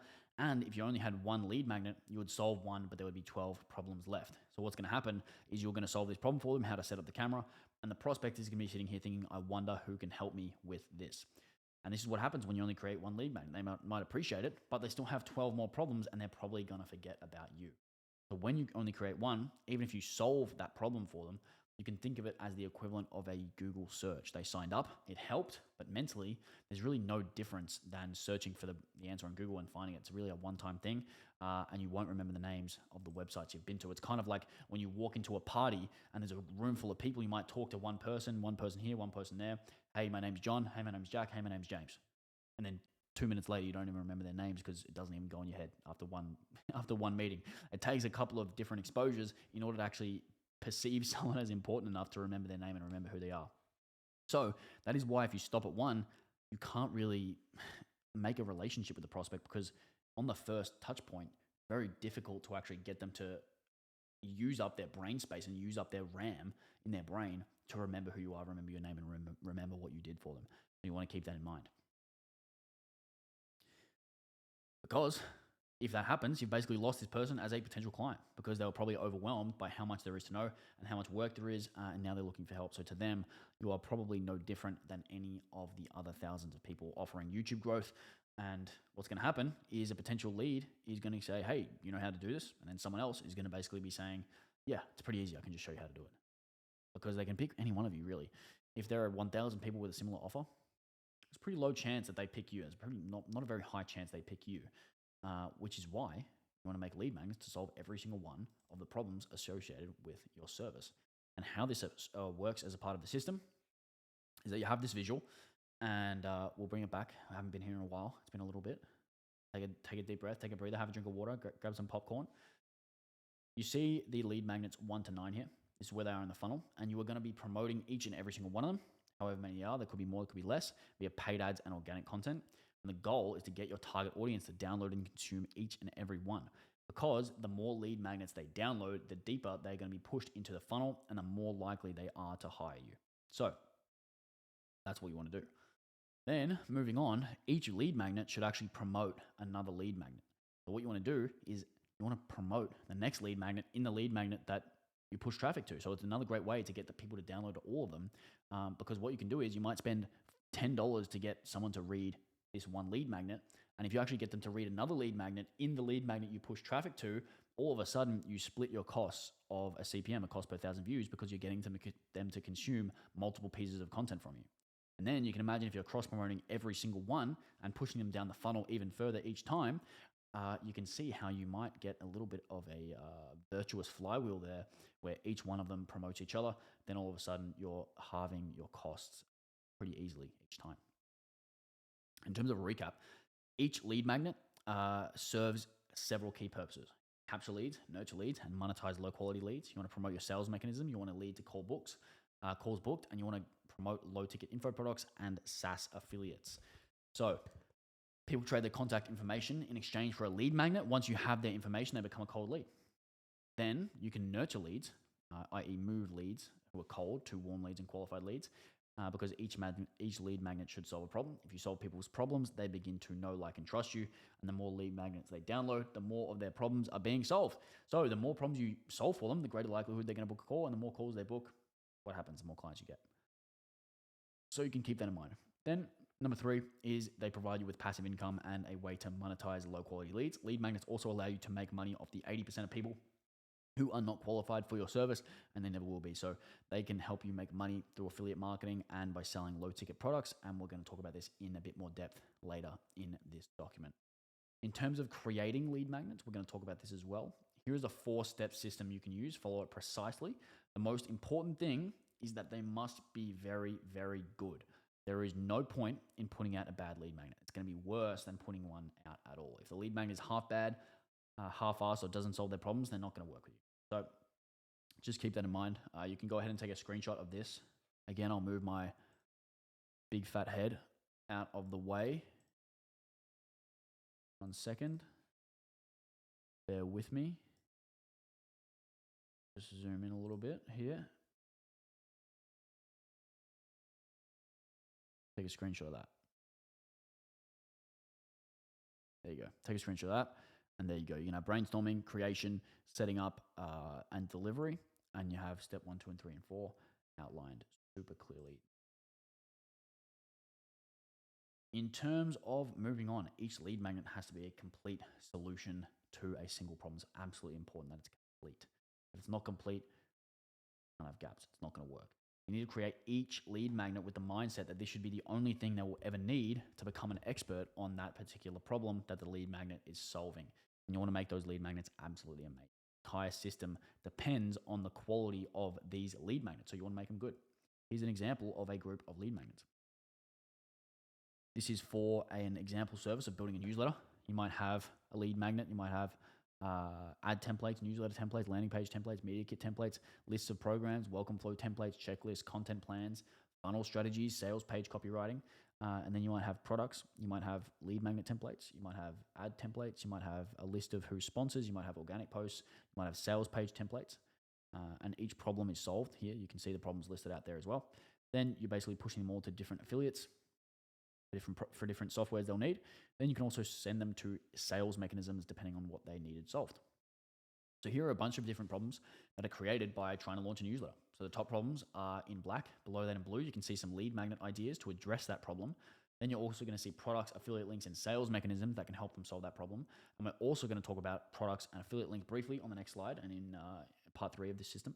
And we're also going to talk about sales mechanisms on the next slide and in depth of part 2 in the system coming up within the next few slides. So again, stick around. We're only just getting started. We're still not even halfway through. Would you believe it? So let's keep going. What is inside each lead magnet?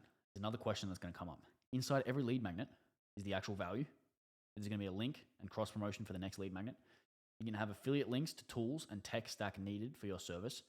You're going to have a short video explaining how to use the lead magnet. You're going to have a link in your a link to your case study or your webinar or your training or your conversion mechanism. Then you're also going to have a link to a low ticket product that you are selling.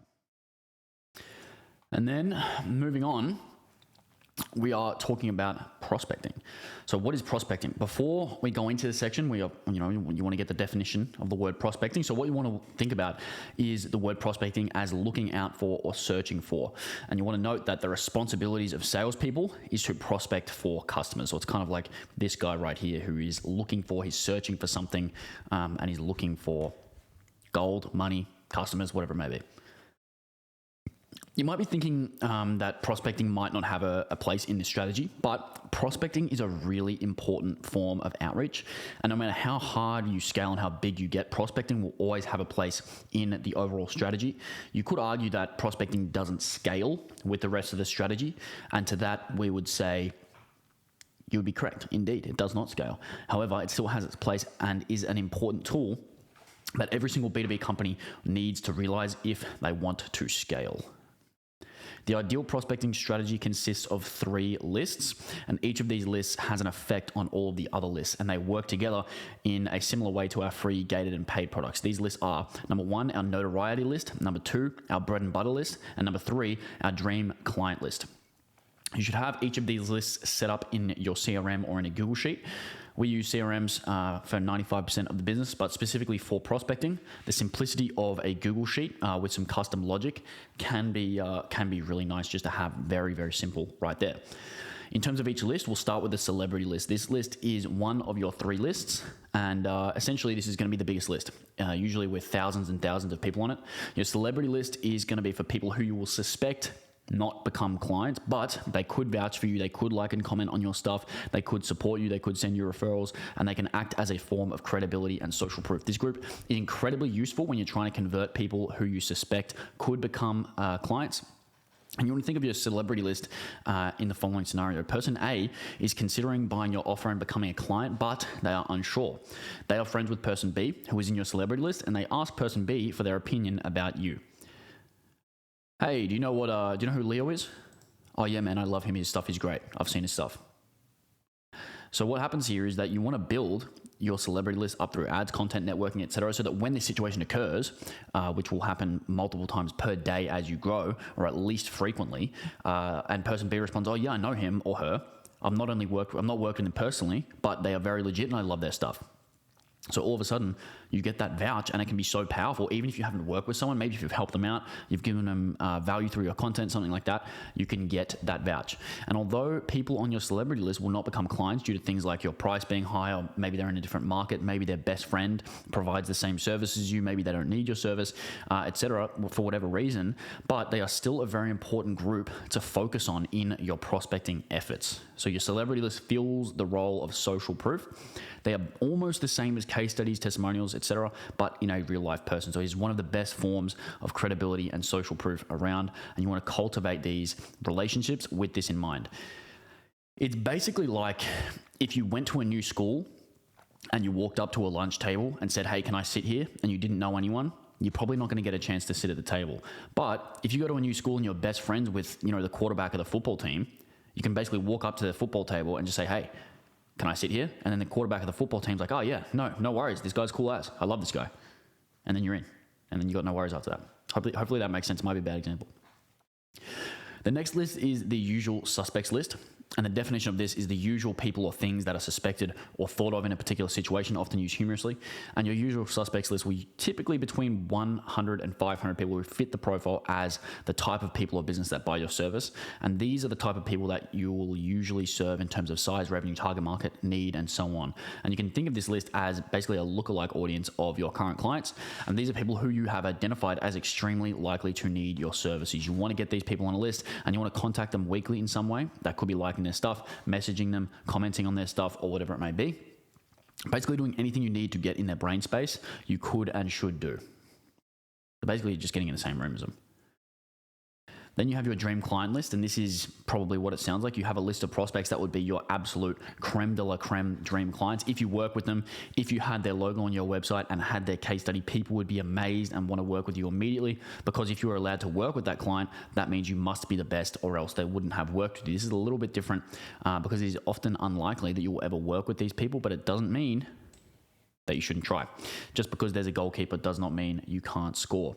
So this list is going to be 10 to 20 people in, or the businesses in the strategy will be a little bit different. So if your dream client is going to be Microsoft, or, you wanted to work with Mr. Beast, you can't exactly just email Bill Gates or email Mr. Beast and say, "Hey, can I work with you?"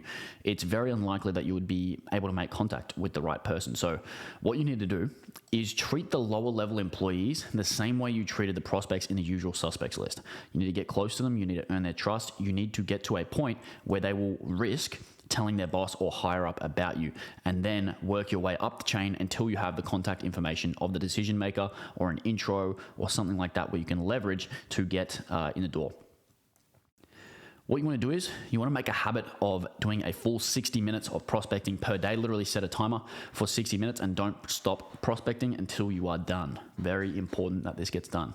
During these 60 minutes, you want to add people to your celebrity list if you can identify them. Most of them will be anonymous. You want to add people to your usual suspect list. You want to research and add people to your dream client list. You want to interact, engage, and nurture people in every list once per week. You should have some way to do to track this, and then next time you'll know when to contact them and when not to, because you don't want to harass them. And then you want to build things that will make it easier to interact with them, such as email lists, Twitter lists, bookmark their profiles, put them in a group chats, maybe something like that. If there's a group of them, you can make it like a networking group or something like that.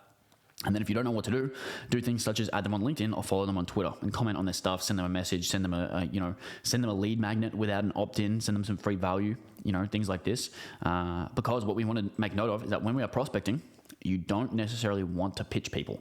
You don't even want to mention the service until they ask us first. It really just keeps the frame correct, because even though it might seem disingenuous, it's better to just drive value to all of these people and put out so much goodwill. That's really the goal of this. The real goal of this is just to build so much goodwill in the market that eventually people will just ask to work with you and say, "Oh, what do you do? What does Leo do? What does Matt do?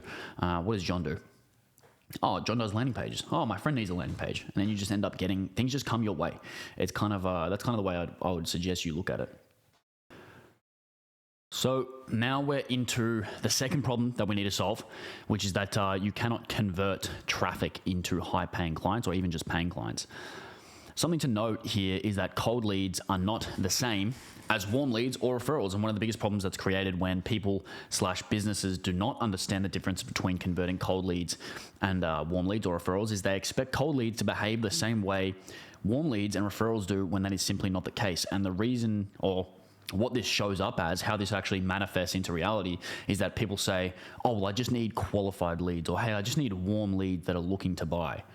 When in reality, that's not really the case. What you need is to learn how to convert cold leads, progress them into warm leads, and then progress those warm leads into potential buyers. Because what happens is people will start doing prospecting, or they'll start doing cold outbound, or they'll start interacting with cold leads, and they won't be able to close them because they treat them the exact same as a warm lead, when in reality, you need to go step by step by step, so you can then actually have a shot at closing the deal rather than just sort of losing rapport straight away. The big problem here is that if you expect them to just act like cold leads, you're going to think about the entire situation completely wrong and end up with a strategy that simply does not work. So if we go back to an earlier statement in the document, only a qualified lead can buy, really. And remember, you have to basically be aware of the different types of leads, which are cold, warm, and qualified. And none of them are the same as each other. So let's go back to some definitions. A lead is a general term for someone you can contact. That is it. So if you have their phone number, if you have their email, it's a lead. A cold lead is someone who you can contact but has shown little to no interest in you, your offer, or your business. A warm lead is just someone who has shown interest in your offering, and a qualified lead is someone who has been nurtured and fits the ideal profile of an ideal customer with intent to buy right now. So there's a little reminder of that graphic. You have your target market. You have cold content outreach and ads. You have cold leads, warm leads, qualified leads, book calls, and customers. And you have different conversion events that occur at each stage. You might have learned this by now, but selling to cold leads, very, very difficult, bordering on impossible. Trying to sell a multi-month, long-term service to a cold lead is very, very difficult. I'm not going to go as far as to say it's completely impossible, because people do it. But the way they do it is by turning them warm and taking a little while to warm them up before converting them. It takes a long time. It takes a lot of effort in doing so. And what happens is, trying to do this is what leads to a lot of the frustration, because people do it completely wrong. And what we have to do to combat this is to use our lead magnets, content, ads, etc., to actually turn these cold leads into warm leads. Then from there, we have to qualify our warm leads before using our sales mechanisms. And only then should we actively try and sell them anything. This is a process that cannot be rushed, avoided, changed, or anything like that. It is a law of nature as permanent as the law of gravity. This process could happen at different speeds for different people, different leads, different businesses, but the process must happen. So you will know if you have ever converted a cold lead, it probably looked like taking a bunch of calls with them, 2, 3, or 4 calls, giving them some really good social proof, giving them some really, really good, nurturing and warming them up, giving them some value, showing them how your process works, etc., etc. Or it might have just been that person was looking to buy in that second, and they just thought, look, I need this. You've reached out at the perfect time. Let's move forward, something like that. I know a bit about what you do. I already understand your service. Let me just buy right now. That happens once in every blue moon. If you want to actually convert these people at scale, rather than just randomly bumping into someone who needs your exact service at that exact time, you are going to need to know how to do this essentially at scale. So what's going to happen is, this is probably what most of your sales calls look like. Hey man, you want to get started? Not just yet. I'll let you know. Maybe let's circle back in Q2. And then Q2 comes around and you never hear from them again. But before we brainstorm how to convert cold leads into warm leads, and warm leads into qualified leads, and qualified leads into calls, we need to have an amazing offer. Because if you 2x your offer in terms of increasing its viability and its effectiveness, you will 2x your clients. Your offer going up leads to a better close rate, leads to a better number of clients, and leads to more leads in general. And there are great tools and resources such as Alex Hormozi's $100 million offers to help you with this, but I'm going to help you improve your offer in a very specific way. So if you're reading this, you likely already have a service you sell. If you have already sold it to someone, you're probably going to know that what you have is needed and it is sellable. However, your close rate, which is the percentage of calls or leads that turn into clients, is one of the main points of leverage in your business. If you double your close rate, you can double your revenue, and improving your offer is one of the best ways to increase your close rate. So what you want to do is go ahead and identify every single reason why someone wouldn't buy. So down here we have biggest objections, general, time, money, delivery, objections about you, the company, the service, the knowledge, technical, themselves. They might add you might have some of your own objections that you might have, or you come up with. You might have a few of them. This is a very important step, so don't skimp on this. I want to actually pause the video right now and actually list out some just off the top of your head. Have you paused it yet? Okay, good. Here's why. If you haven't paused it yet, let me tell you why you need to do it. Whether you want to admit it or not, there are very, very real and logical objections as to why someone would not want to buy your service. These objections exist, and if you don't address them, you're going to lose a lot of potential sales, and you'll probably end up thinking, well, that's just life. But there will be a few main and big objections that you will absolutely need to overcome to make the sale. And if you want to get more people in the door, you're going to need to overcome the objections of more people. And one thing to note is that many objections are not going to be logical. That doesn't mean that you don't have to overcome them, and it doesn't make them any less real to the prospect. You have to keep that in mind. Even if it sounds stupid or you think it's dumb, that doesn't mean that the prospect is dumb. I think David Ogilvy said, the customer is not your enemy, it's your wife. So if your wife says something that might be a little bit silly, she might not know everything about a certain topic, you're not going to go ahead and think, oh, you're so dumb. You're going to explain it. You're going to explain away the fears and objections. So what you want to do is you want to write a minimum of 100 objections or reasons why someone would not want to buy from you. You want to think really hard. Think as hard as you can. And don't get bothered if some are similar or repetitive. Write down at least 100, just so you can think of every single possible reason why someone wouldn't want to buy from you.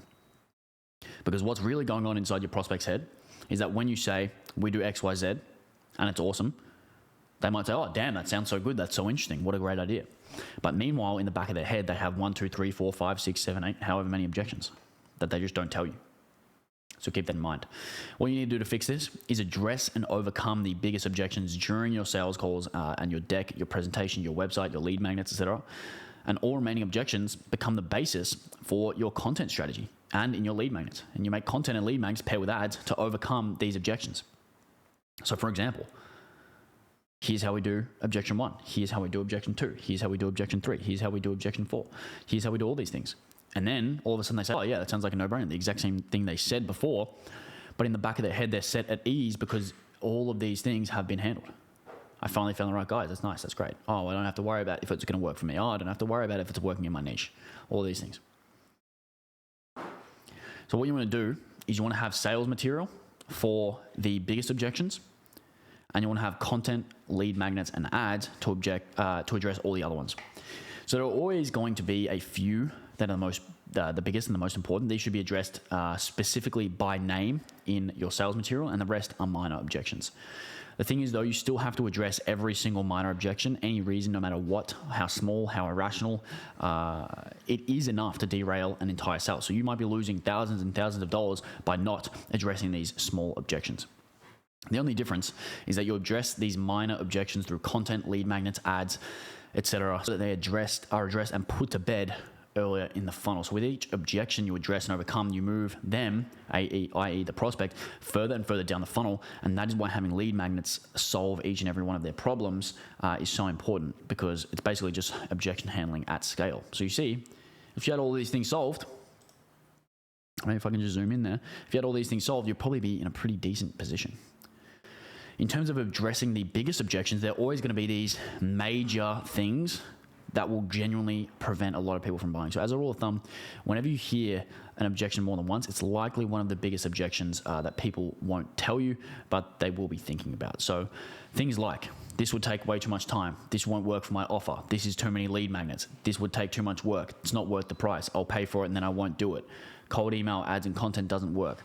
I've tried X and it didn't work for me. Has this worked for anyone else? I can't think of that much content. I don't have any ideas. What you need to do is, number one, the biggest objections are what you will need to overcome during the sales cycle, whether it be in your presentation or on a sales call. Number two is you need to know that any of these can torpedo the entire deal, so you need to address all of them. They can't have any doubts. They need to be very, very certain. Number three is that you can try and think of at least 3 ways in which you can address and solve each, and if it makes sense, you can implement all 3 of them. If only one makes sense, maybe you only use one. But the key is that you have a couple here that you can lean on at different times for different prospects. Number 4 is that you can quite literally show this to the client during the presentation. You can show them the main reasons why it might not be a good fit and show them what you were doing to address these. They will appreciate the transparency. For example, hey, this program or this thing is going to take X amount of time from you on a weekly basis. Does that make sense for you right now? I wouldn't imagine that it would based on X, Y, and Z, but I wanted to check that by you because we do have this in place, but it is kind of a reason why it might be a challenge for you. Then all of a sudden you become on the same side of the table rather than going on the opposite side of the table, having like an argument, which is what a lot of salespeople do. They say, oh no, it's only going to take 5 minutes a week. It's only going to take this. It's only going to take that. But that doesn't work when you actually have to deal with the prospect after they purchase, and you have to have them as a client. Because you don't want to set expectations incorrectly. That's a whole different video. That's a whole different video. So the next thing is that you can preemptively address these during your pitch, and you can avoid waiting for them to bring it up if you can help it. The number 6 is that you can and should be consistently updating and refining this over time. If you hear the same objection more than once, you should probably add it to your list. During your sales process, I always recommend a pros and cons section that explains the pros and cons of your offer. What you have to do here is list out every pro and every con of your service, and you don't want to be naive or delusional or, gray. You want to be very black and white. There are always cons, and the pros just have to outweigh the cons. You don't want to worry about putting negative thoughts into their heads by addressing the cons. They were probably already thinking about these anyway. You both know they exist. It's better to address it. It's better to be very direct. And regardless of the specifics, you want to make sure that there are at least 2.5x as many pros as cons. And if you don't have this many pros compared to cons, make your service better. It's very simple. It's very, very strong to address the cons. But at the same time, you obviously want to have some pros in there too. The thing about addressing the cons is that it builds a lot of trust and is extremely disarming for the prospect, because most salespeople, oh, we have the best stuff. We're the best in the market. You should buy us. Don't buy from them. They're our competitors suck. They're all the worst. Blah, blah, blah. That's not even true. If their competitors suck that much, they probably wouldn't have a business. You know what I mean? So keep that in mind. Number 4 is that you can get bonus points if you can frame the con as being their responsibility or their fault. Once you can start disqualifying them, they start chasing. You don't want to force it. It should be natural and genuine. Like I said before, if you can say, look, if you don't have time, it's fine.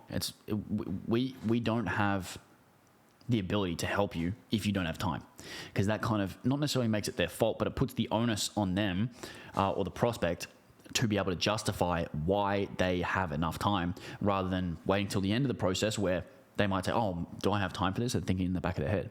Versus if you ask, do you have time? If they're inclined to buy, they're going to tell you why they have time, if that makes sense.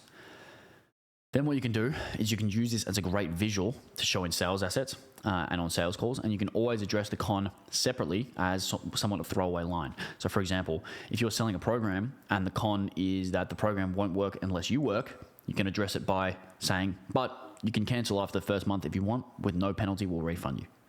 So addressing the cons actually gives you the opportunity to say, hey, if you were thinking of this, we have this in place to counteract that.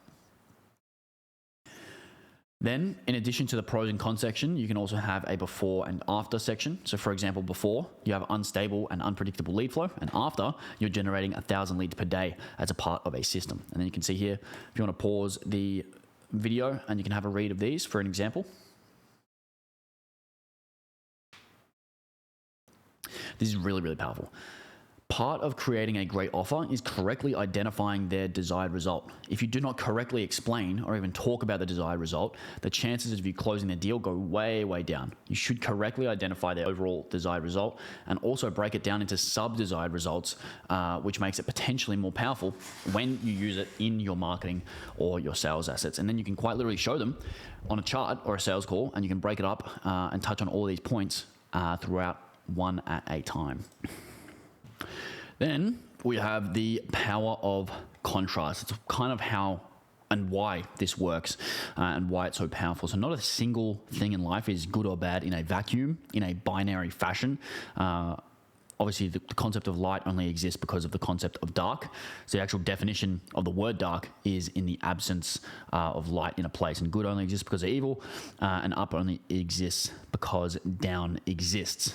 So without a contrast, none of these things would exist or even make sense, and that is why you need to touch on the before and after. Is clearly light and dark, night and day, and you don't want to talk about the results they're going to get. You also want to talk about where they are now in their current state, because this makes the desired result much more powerful, because they can actually see what they will get if they accept, and if they don't accept, they're going to be essentially stuck with what they have now. And although it's not exactly like a textbook form of scarcity and urgency, this demonstration of contrast provides the same effect. So if you want me to go in detail, maybe I will go into detail. in terms of the before and after, we can go into some examples. We want to touch a little bit of a nerve. Here we go. We can go before. You have unstable and unpredictable lead flow. You don't have enough margin to hire basically great people who actually know what to do and they have experience. Your leads are low quality and over 97% of those are under monetized. You are essentially working a very high paying job. You spend almost all of your time working in the business. You rely mostly on referrals for your client. You make enough money to have a good lifestyle, but not enough to get actually wealthy. You feel like you are really in that spot where you know what you're doing, but you're unsure how to put it all together and make it work to the level that you want it to work to get the results you want to get. You feel like it is not getting easier over time, and you provide a top quality service, but it does not get the attention or the reputation to match. And there are people that are less qualified than you that make more money, and you don't know why and you don't know how to beat them. Then after, what happens is you are generating 1,000 leads per day as part of a system. You have unlimited leads and clients, and you can charge premium prices. You have different levels of offers, and you can monetize 100% of your leads. Your business is a valuable asset with multiple revenue streams and sources of leads. You can use record profits to hire highly competent people to run your business. You can generate leads and convert cold traffic at scale, and you don't have to rely on referrals. You are rapidly increasing your income as well as building a long-term asset that can be sold. You have an exact system to help you generate leads, convert them, and monetize them. You have generated a momentum and a snowball that is getting bigger and bigger, and it is getting easier over time. And you have a massive audience, a newsletter, and a client list, and you are regarded as an authority in your field, and you have destroyed your competition. That's kind of the before and after for a little example for you. Next, we have nurturing leads at scale. So now that we have all of these leads and a strong offer, what we need to do is nurture them from the very top of the funnel all the way into paying customers. So we've taken care of the following. We've turned our target market into cold leads through content, outreach, and ads.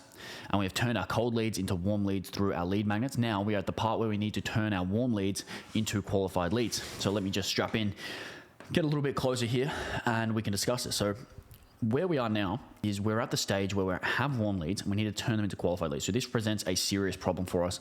We are no longer a sad small business. We could be generating as many as 1,000 new leads per day. But because we are generating that many leads, we need to automate and systemize this process. We cannot simply reach out to them and talk to them and go back and forth like we did when we were a small business, when we only got a few new leads every couple of days. This is a different game. Back when we were small, we could basically give every single lead individualized attention. We could go back and forth and answer any question they had. We could follow up. We could do all of these things, but now we are simply too big for that. We need a system that is going to automate this entire process for us that allows us to systematically nurture leads at scale. So beforehand, we can answer all these questions, but now there's just too many. You wake up and have 50 million WhatsApp messages, 50 million Slack messages, a bunch of Twitter DMs, a bunch of Instagram DMs, and a bunch of replies to your newsletter. You're going to have some trouble with that. It's going to be very difficult to give them personalized advice.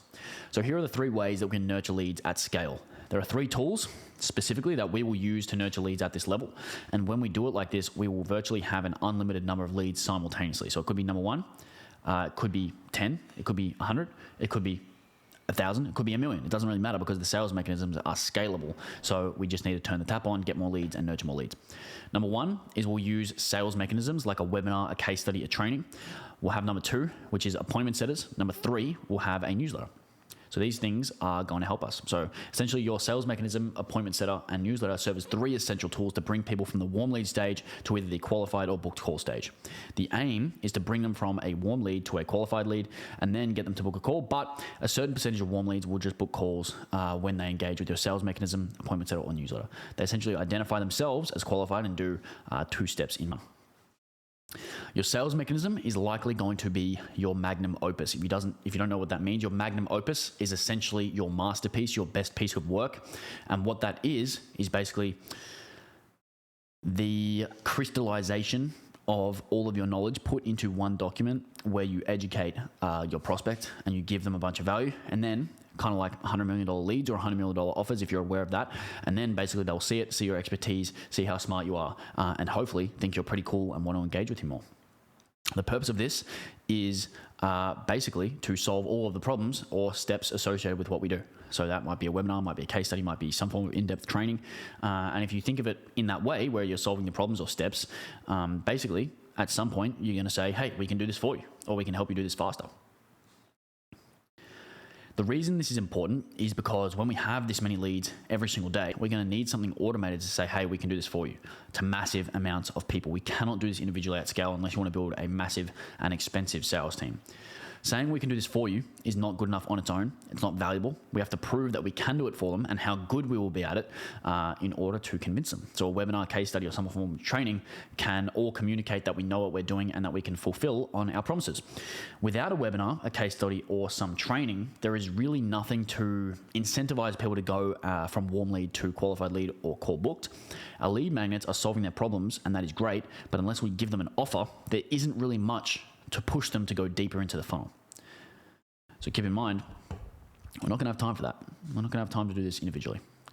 Our sales mechanism is basically the introduction of the offer. So you can think of the sales mechanism as the point where we offer to do it for them and then back it up with proof that we can accomplish it. So proving that we can do it for them is actually not enough without actually offering to do so. So offering to do so is not enough without providing proof. So we need all of these things in a system that is going to systematically convert leads. Because we have the leads, we have the warm leads, and now we need to extend them an offer. And both elements are extremely necessary, and that is why we need a sales mechanism. So it's very important that we have this. This is the first point in the funnel where we actually offer to do something for them or do something with them. You have the three main types that we've mentioned already, so the webinars, case studies, and trainings. And in almost all cases, one of these things is going to be the best option for our specific offer, and it's going to be quite obvious usually. And although we can make all three of these things, we don't usually need to. In most cases, it is going to be better to choose the best fit and then continually optimize that singular mechanism over time to make it better, rather than just to split your time and focus between three different ones. So make sure for your offer, is it a webinar, is it a case study, is it a training? You want to consider which one is going to be the best. In terms of a quick description of each, a webinar is basically a virtual seminar or presentation. The funnel typically starts with a sign-up page for the webinar, includes the webinar content itself, and ends with a sales pitch or a call to action.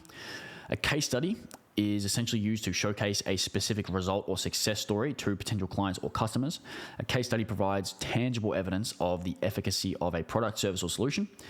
Or you can have a training, which is a more in-depth funnel focused on providing instructional content. It's not just about selling, it's also about imparting knowledge and skills to your audience. And often the training itself might be free, and there could be upsells for advanced training or related products or services. So if you want to think of it like this, a webinar is basically a sales presentation at scale.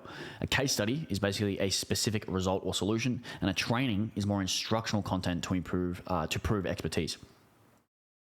In terms of what to choose, the one you choose will probably usually be obvious.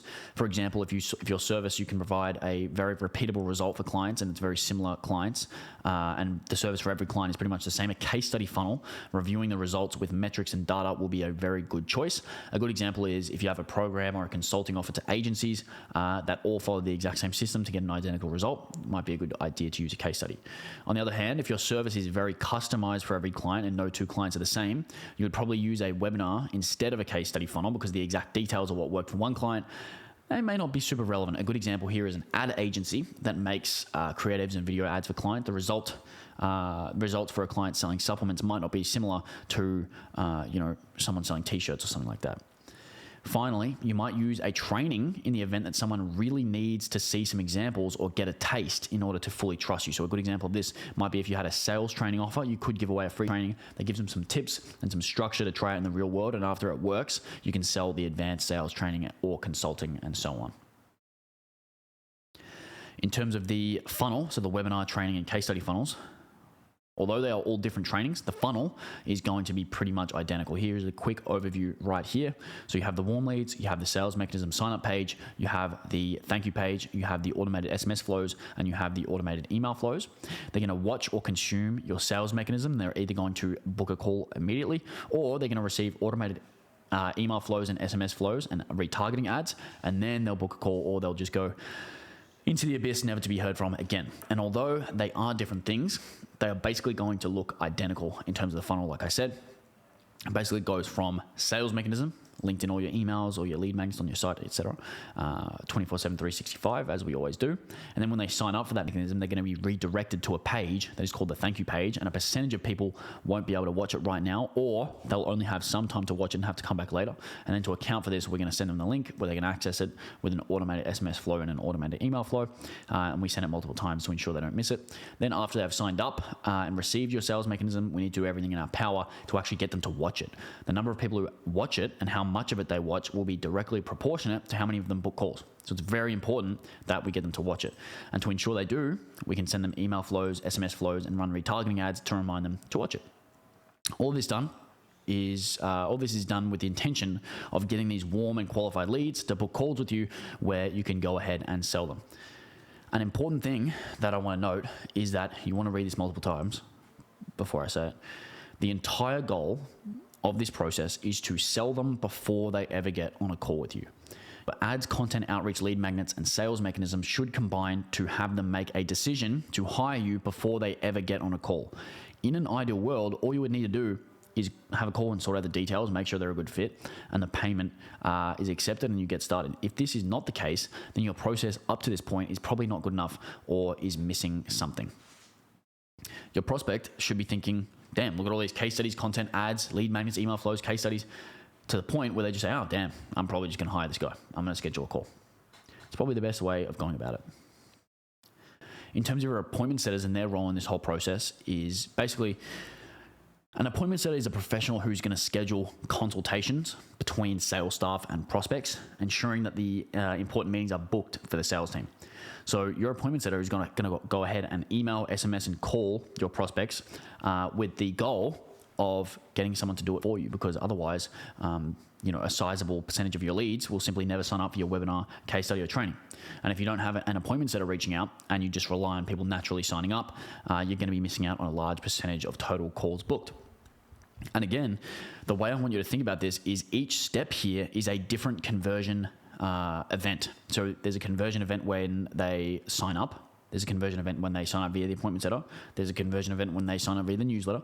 And 25% will never sign up at all. Then some of them will go through. Some of them will go to the thank you page. Some of them will go through the SMS flow. Some of them will go through the email flow.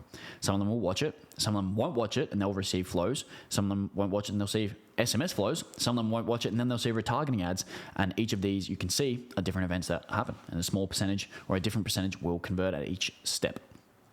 And although the image above is just hypothetical, it generally plays out something like this in the real world. A small percentage of the warm leads and qualified leads will sign up for your sales mechanism on their own, but most people will not. If we just rely on people to sign up on their own, we're typically missing out on about 75% of the leads and the potential calls from those leads.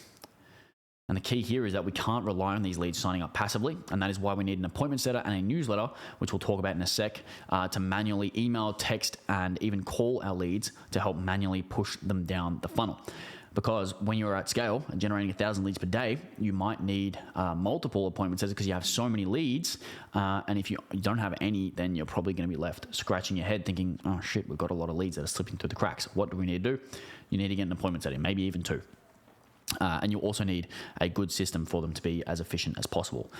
By adding in an appointment setter and a newsletter, we're essentially increasing the number of people who view our sales mechanism by up to 3x. And that means we're going to 3x our amount of calls. And if our close rate is consistent, we will 3x the amount of revenue and cash that we can collect. So as you can see, without an appointment setter or a newsletter, again, which we're going to talk about in a sec, you're probably only scheduling about 25% of the warm leads into calls that you could be. So it's 1/3 of the calls that you could get. You can see that here. If you only book 25% of the warm leads because we're relying on them to sign up passively, we're going to miss out on all of this revenue from these people here. Now, in terms of the newsletter, this is the final piece of the puzzle in terms of converting leads, the warm leads, into qualified leads and calls booked. It works with your sales mechanism and your appointment setters to move leads down the funnel. And for our purposes, we can basically use the terms newsletter and email list interchangeably because in this case, they are basically the same thing. Email is the only audience that you will own personally. This is so important. This is part of the reason why it's so valuable. It's the only thing that is yours. You don't own Facebook. You don't own Instagram. You don't own your Pixel or Twitter or TikTok. Your accounts are essentially property of the company, not you. You don't own your SEO ranking in Google. The algorithm changes can ruin you. You can think of anything other than email as basically a rented audience and then your email list is your owned audience. It's basically the only type of audience that you can contact whenever you want. Obviously, you have a personal brand, but you can get banned from that. Even if you have a large social media following, you can't just contact them all whenever you want to. If you post a YouTube video, for example, YouTube will only show it to a small percentage of your followers, and then more after that if it does well. And not everyone from your Facebook page or your Instagram posts will go ahead and watch them. And this is not the case with your email list, because you can basically send an email to 100% of your audience at any time of the day, any day of the week, whenever you want to, with just a few clicks. And then moving on to your newsletter.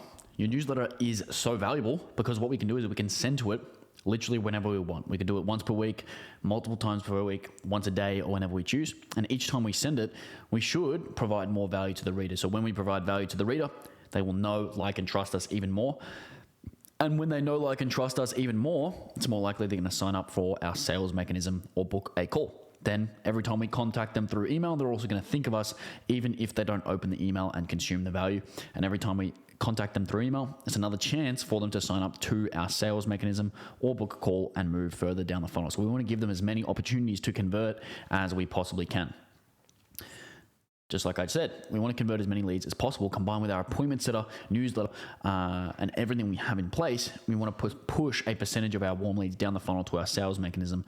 And if we don't have a newsletter and an email list, we will simply be missing out on a percentage of those signups and potential calls booked. So basically what we're doing here is trying to, number one, get the maximum amount of leads, and number two, convert a maximum amount of the leads that we get into booked calls and opportunities. Then the third thing we have to look at is the problem that they are under monetized. So a lot of companies are under monetized, meaning that a lot of the leads that they get are actually wasted because they have to be disqualified, or they have to be, what's another word for it? They have to be pushed away. And a great example of this is someone who you might know called Alex Hormozi. Alex Hormozi normally only works with people who he invests in, but I think eventually over time he realized there's so many leads that he's leaving under monetized that he's actually started selling workshops for between $3,000 and $5,000, I believe. So he has gone for this monetization strategy because being under monetized is not a good place to be. We'll tell you that for free.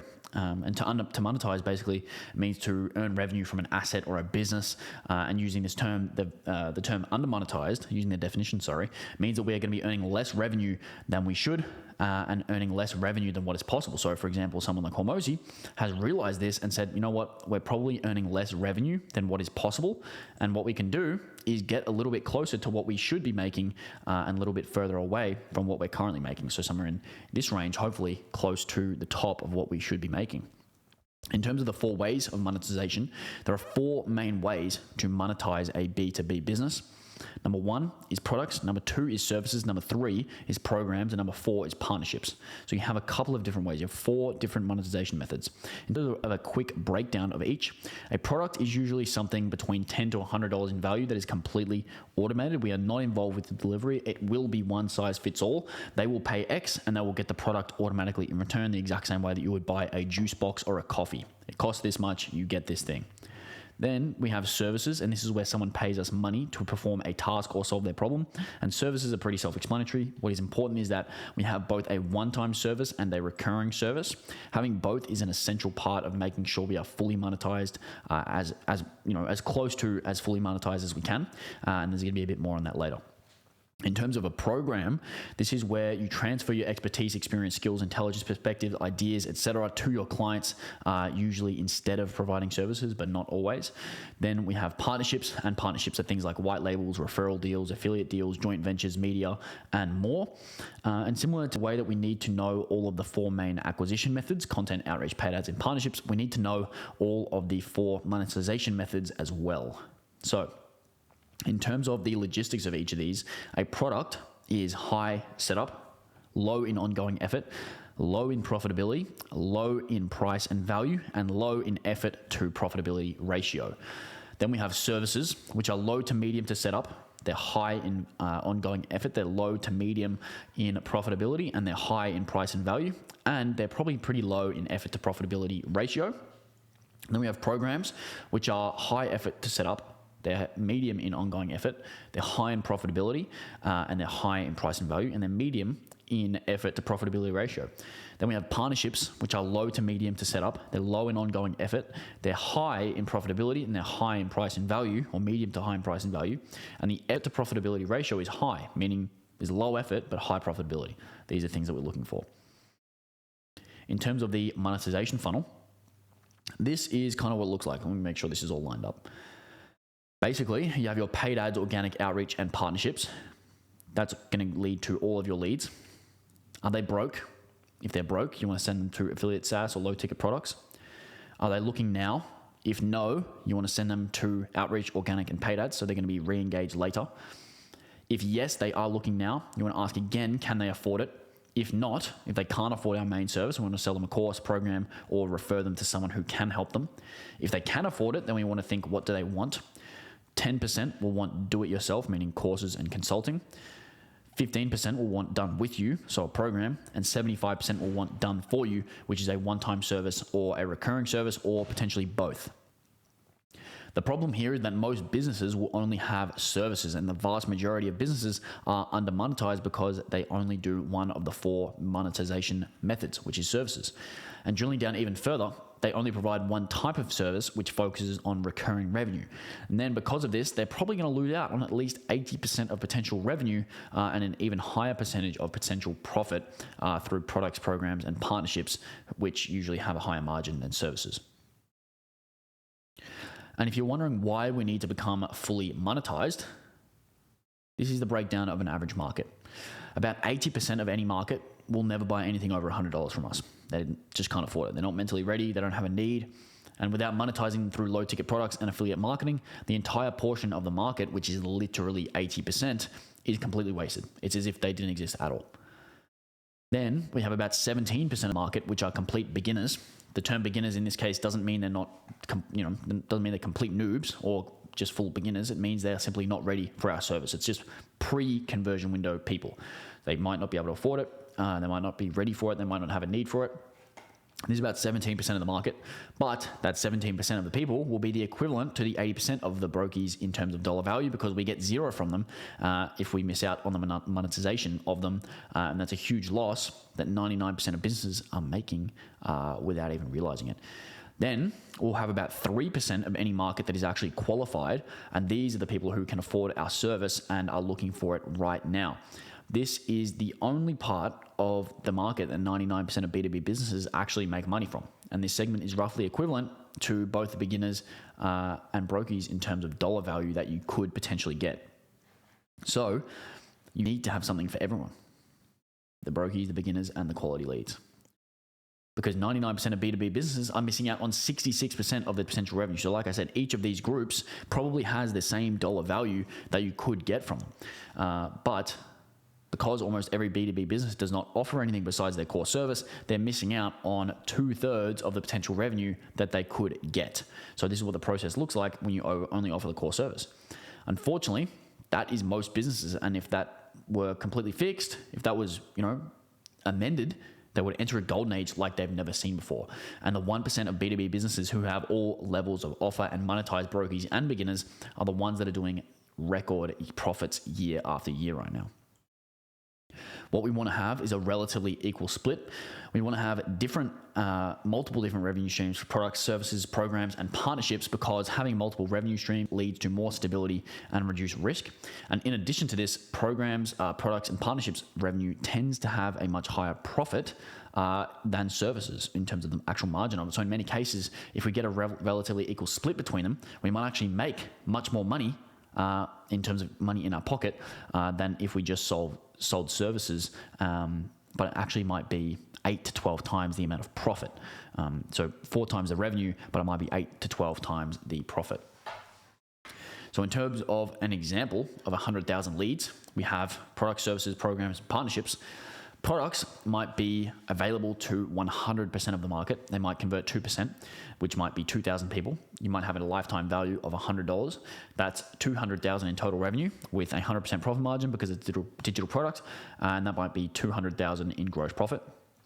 We might have services, which is applicable to 3% of the market, which is maybe a 0.185% conversion rate because less people need it. That's 185 leads and a lifetime value of $4,324. That might be $800K in total revenue with a profit margin of 25%, and that might be $200,000 in gross profit. Then you might have a program which might suit 20% of the market. Conversion rate might be 0.1%. You might have 20 estimated conversions with an LTV of 12K. Total revenue being 240K at a 75% margin, might be 192K in gross profit. Then you might have a partnership, which is applicable to 100% of the market with a conversion rate of 1.5%, 1,500 conversions, LTV of $150 and 225K in total revenue at 100% margin. That's 225K right there. And then you have 817K in total profit, with the note that products usually upsell into other offers, and the 4K lifetime value for services is average between services and a course, not a random number. So keep that in mind. You may be thinking these numbers are just made up, but this is how it plays out most times in reality. These numbers are based on tons of data and are reflective of how they play out in the market. And in a lot of cases, you don't really need more leads to make money. You just need to monetize them better. So keep that in mind as well. Info and digital products also have a 100% profit margin, and programs typically cost more than services in terms of total value, but usually cost less on a monthly basis. We also have partnerships such as affiliate marketing that can generate a lot of revenue at a 100% margin. If you then compare this to what 99% of businesses are doing, here's the example again with 100,000 leads as the example. You have 3% of the market, 3% conversion rate, 100 conversions, 5K LTV, total revenue 500K, profit margin 25%, 125K in gross profit. As you can see, the estimated gross profit when you incorporate all 4 forms of monetization is over 7x higher with the exact same conversion rates and number of leads. The difference is that when you have all forms of monetization, you're monetizing 100% of your market instead of only 3%. And those who can afford your service and are actively looking are not the only ones that you can sell to. And it should be noted that just because 3% of your target market is qualified, that doesn't mean you're going to convert 3%. How it usually plays out is of that 3%, only 20% of those will book a call, which means 0.6 of your total market calls. And only 50% of those who book a call will show up, which means 0.3% of the market shows up. And then 33% of those who show up will convert into clients, which means only 0.1% of the total market becomes clients. And that is where you get the 0.1% conversion rate from. So you only have a 0.1% conversion rate, 1,000 total leads, 3% qualified, 30 qualified leads, 20% book a call, 6 calls, 50% show, 3 calls, 33% close rate, and 1 client. That's kind of how it plays out. So in terms of turning your business from a job to a sellable asset, you want to have all 4 set revenue streams, and you are going to be getting revenue from different sources, and you not only make money, but you also become a much more stable business. You no longer rely solely on client revenue from services, and this makes you much more attractive to people who buy businesses, because when you rely on just one client revenue from services and nothing else, your business is not really a true asset, and an asset is something that can be sold. And no one wants to buy a business that relies solely on client revenue from services, because clients could leave. They'll always have to get more clients, and they might as well just get clients themselves and not bother buying your business. There's not really a lot of value in purchasing that. However, it all changes when you implement all 4 monetization models like we went over before. In terms of monetizing the brokies, when you generate leads, upwards of 80% of them will not be qualified for your service, and they won't have what it takes financially, mentally, or in terms of knowledge, experience, or skills, and especially with the mindset. That's typically the thing that holds them back. And there's literally nothing you can do to change this. It's really just a fact of life. The term brokies does not really simply mean they can't afford it either. Being a brokie is one thing, not having money is another. It is the difference between being broke and being poor. One means you don't have any money. One is really a way of life. So in terms of being able to sell to this group, it's still ideal because it's going to bring a lot of revenue. And even if you cannot sell your services to them, finding another way to monetize them is worth your while, because if you don't, upwards of 80% of your leads are going to be totally worthless. This is a massive problem that most B2B businesses face. And what you can do is you can go ahead and monetize this group through products and partnerships. So what you want to do that is use an example like this, because it might not seem worth it, but let's just break down the numbers. So in terms of the percentage of the market you're dealing with products and partnerships, you might have 80% of the market, you might have 2% on products, 1.5% on partnerships, which might mean you might get this many conversions, 1,600, you might get 1,280 on the partnerships, 600 on the products, $100 each, $150 each for the partnerships, and that's about 200 grand each almost, and that's 100% profit, which can equate to 350 grand a year or even per month if you can deal with this many leads per month. So if you're wondering why some of the numbers are different compared to the ones on the previous slides, this might be to account for the percentage of products and partnerships revenue generated from the beginner and the qualified group. So brokies are not the ones who are going to buy your products and generate partnership affiliates through affiliates, but they will be the bulk of it. So notes. When monetizing brokies, you will typically do so with a variety of low ticket and digital info products ranging from $10 to $100. You'll do so through affiliate marketing, which is a type of partnership, and you can recommend different softwares to them. And if they sign up, you'll receive a recurring commission every month until they cancel. And for example, if you get 1,600 of the 80,000 leads in this example to sign up for any of the many possible softwares with your affiliate link, you could get an average of $25 per month in recurring commissions for everyone you refer until and unless they cancel.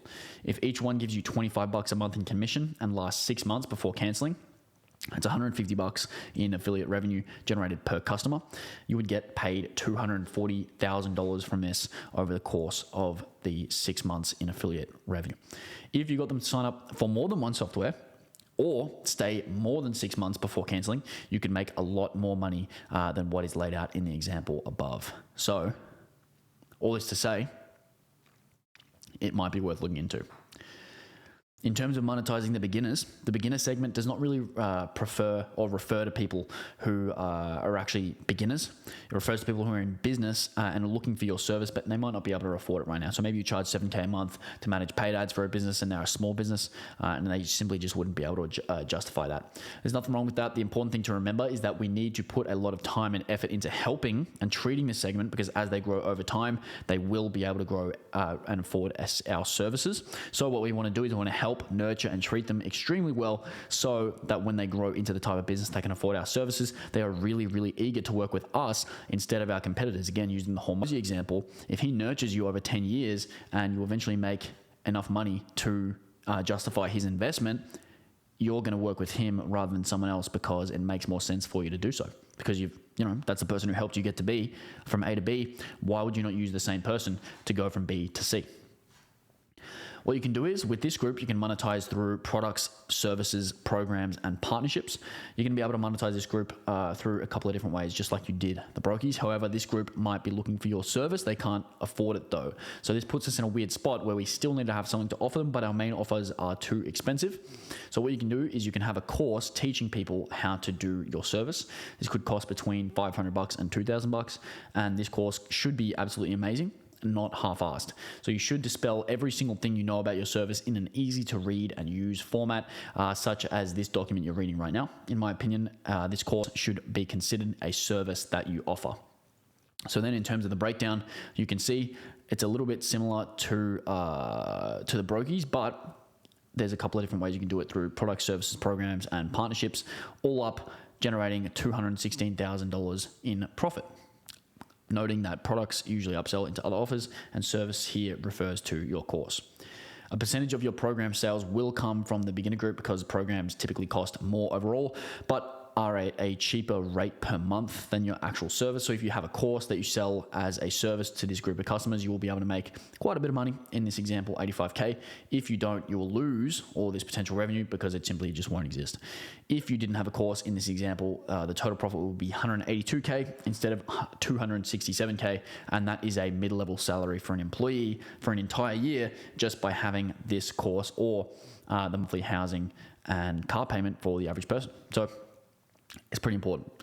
there is a good chance they will buy your course and then maybe they'll buy your service down the line when they can afford it, because simply they're probably not going to have time or desire to perform the service on a day-to-day basis. And the thing about Done For You is that people don't want to do stuff. They're busy, they've got other stuff to do. They'll either come to you for advice on whether they should hire someone or have it in-house, or they should just hire you to do it. So some notes.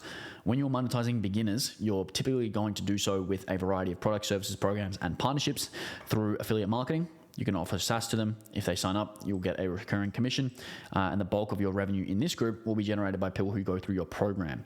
It is a great fit for them because this group is usually small businesses that have the time and desire to learn how to do X, Y, Z by themselves, and just want someone to teach them. So it's really important that you have a course that ranges from $500 to $2,000 here, and takes the place of your service, which they cannot afford. And this is going to account from about 1/3 of your revenue from this group. So what you can see here is the beginners group. You've got program, affiliate links, low ticket products, and a high ticket course. Then in terms of your quality leads, this section will be the shortest of the three, because this is the section that people are already monetizing usually. However, there will be some specifics that need to be reviewed. So you can monetize these quality leads through your full suite of offerings, and you should have a full suite. So you should do every single thing in this graph in order to consider yourself fully monetized. The quality lead segment is the only segment that every B2B business is actually monetizing, but there are some important things that should be considered. Although they are fully monetizing this segment, they are most always not monetizing it to its fullest potential. So you can see here, I don't need to go through all numbers like we already have a couple of times, but you will know that quality leads aren't usually looking for products, and the vast majority of clients for services and programs will come from this segment, but it is the smallest overall segment, which is why the conversion rates are much higher compared to the other segments and the total conversion rates as well. In terms of what you're going to have to do, you're going to do a mix of DIY, done with you, and done for you with all of these services. But when talking about services, and there's different levels of interest in different types of services for different types of clients, obviously. And when most people talk about services, they're talking about some form of done-for-you service that is based on recurring revenue in 95% of cases. This is what they're talking about. And 95% of B2B businesses only monetize their quality leads through done-for-you services that have a recurring retainer. But what you want to have is different service offerings. So although done-for-you services are definitely the most popular and definitely the most in demand, there's always going to be a percentage of the market that wants to learn how to do it themselves, as well as a percentage of the market that wants someone to teach them how to do it. There's also going to be a percentage of the market that wants someone to set it up for them so they can run it themselves, because it's easier to get a plane staying in the air. Sorry, I said that. I butchered that. It's harder to get a plane off the ground than it is to keep the plane in the air. So you can help them set it up, and then once it's in the air, they can just keep it in the air. That makes sense, hopefully. It's been a long recording.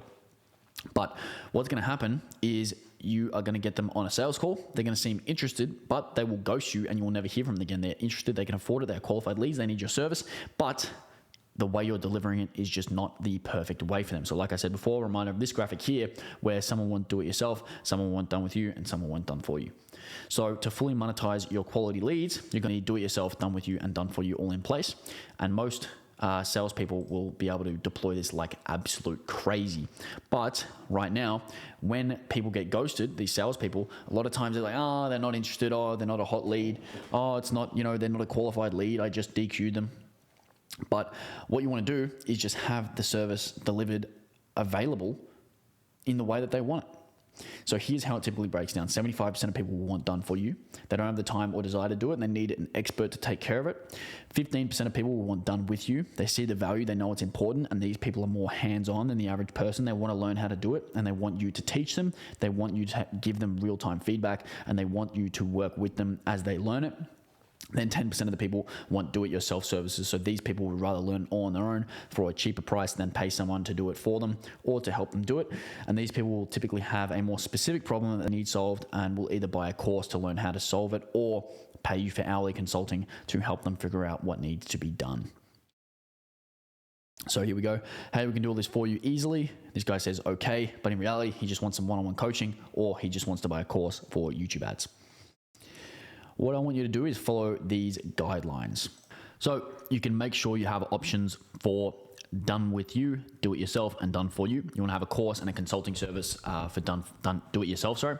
Do not sell the course for less than $1,000, and do not ever sell your consulting services for less than $500 an hour. You can also have a done with you program, which is a standardized program. Use the exact same process for every single client. This is basically going to allow you to get good at delivering it and refine the process over time. The program should produce the same amazing results for anyone that goes through it. You want to charge something like $3K a month for 3 months for a total of $9K. Make this option cheaper than your done for you service on a monthly basis, but you want to make it more expensive overall. Then what you can do is you can have a one-time service and a recurring service for done for you. Lots of people will only have a recurring service, and they're going to be obsessed with stacking MRR. And recurring revenue is good, but it should only be a singular source of your revenue, and you should have multiple sources. So you can have a one-time service that you offer, and these are really great because they're usually very time efficient. You can charge a lot for relatively little work, and it is less risky for someone to buy a one-time service than a recurring service. So they actually can spend more rather than signing up for a long-term deal, and they'll feel a little bit more comfortable pulling the trigger if it's cheaper on the cheaper end, like $2,500 or something like that. And then once they buy your one-time service and get an amazing result, it will be about 10 times easier to sell them your recurring service, and they will last longer as clients as they would otherwise.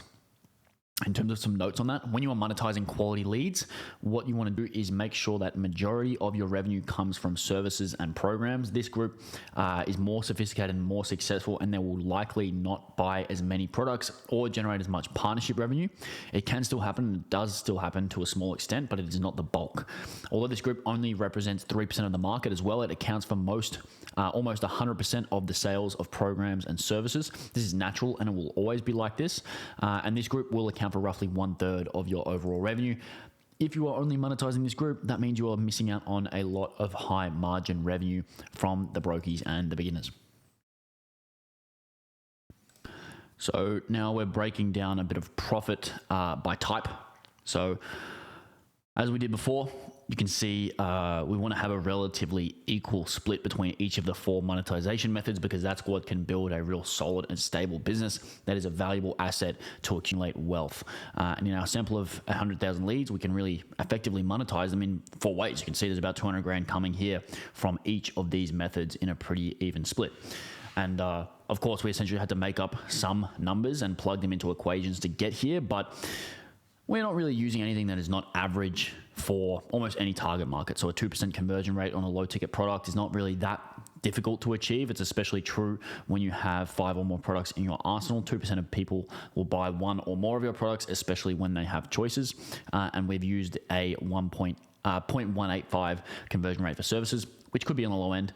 You should be able to sell more than 185 services, either courses or actual services, to a group of 100,000 people. That is a conservative estimate. And the similar thing with our programs. None of these numbers should really indicate anything special. They're pretty achievable for everyone. You just have to be at KPI and work up to hitting your metrics. And then finally, for partnerships in these examples, we basically just mean affiliate. And then over time, you can get people to convert at a higher rate than 1.5%. This basically just means that about 15 out of every 1,000 people will use your multiple affiliate links to sign up for something. In reality, it might be more than that. It could be more than that. It should be more than that. It will be more than that. And people may sign up for different things using your affiliate links. We have also achieved even splits. So in our example, we are pretty able to achieve close to dead even splits in terms of profit from each of the methods, ranging from 23.5 to 27.54% of the overall share. This is really excellent, and this leads to a sellable business. And this is what happens when you fully monetize your target market. You don't need to get more leads, but you have much more profit.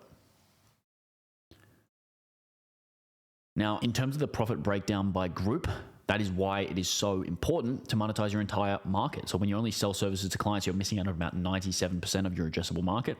Of course, the brokies at the top represent about 80% of that market, but don't represent 80% of the dollar value, as they're usually new, don't have much money, and are not totally serious.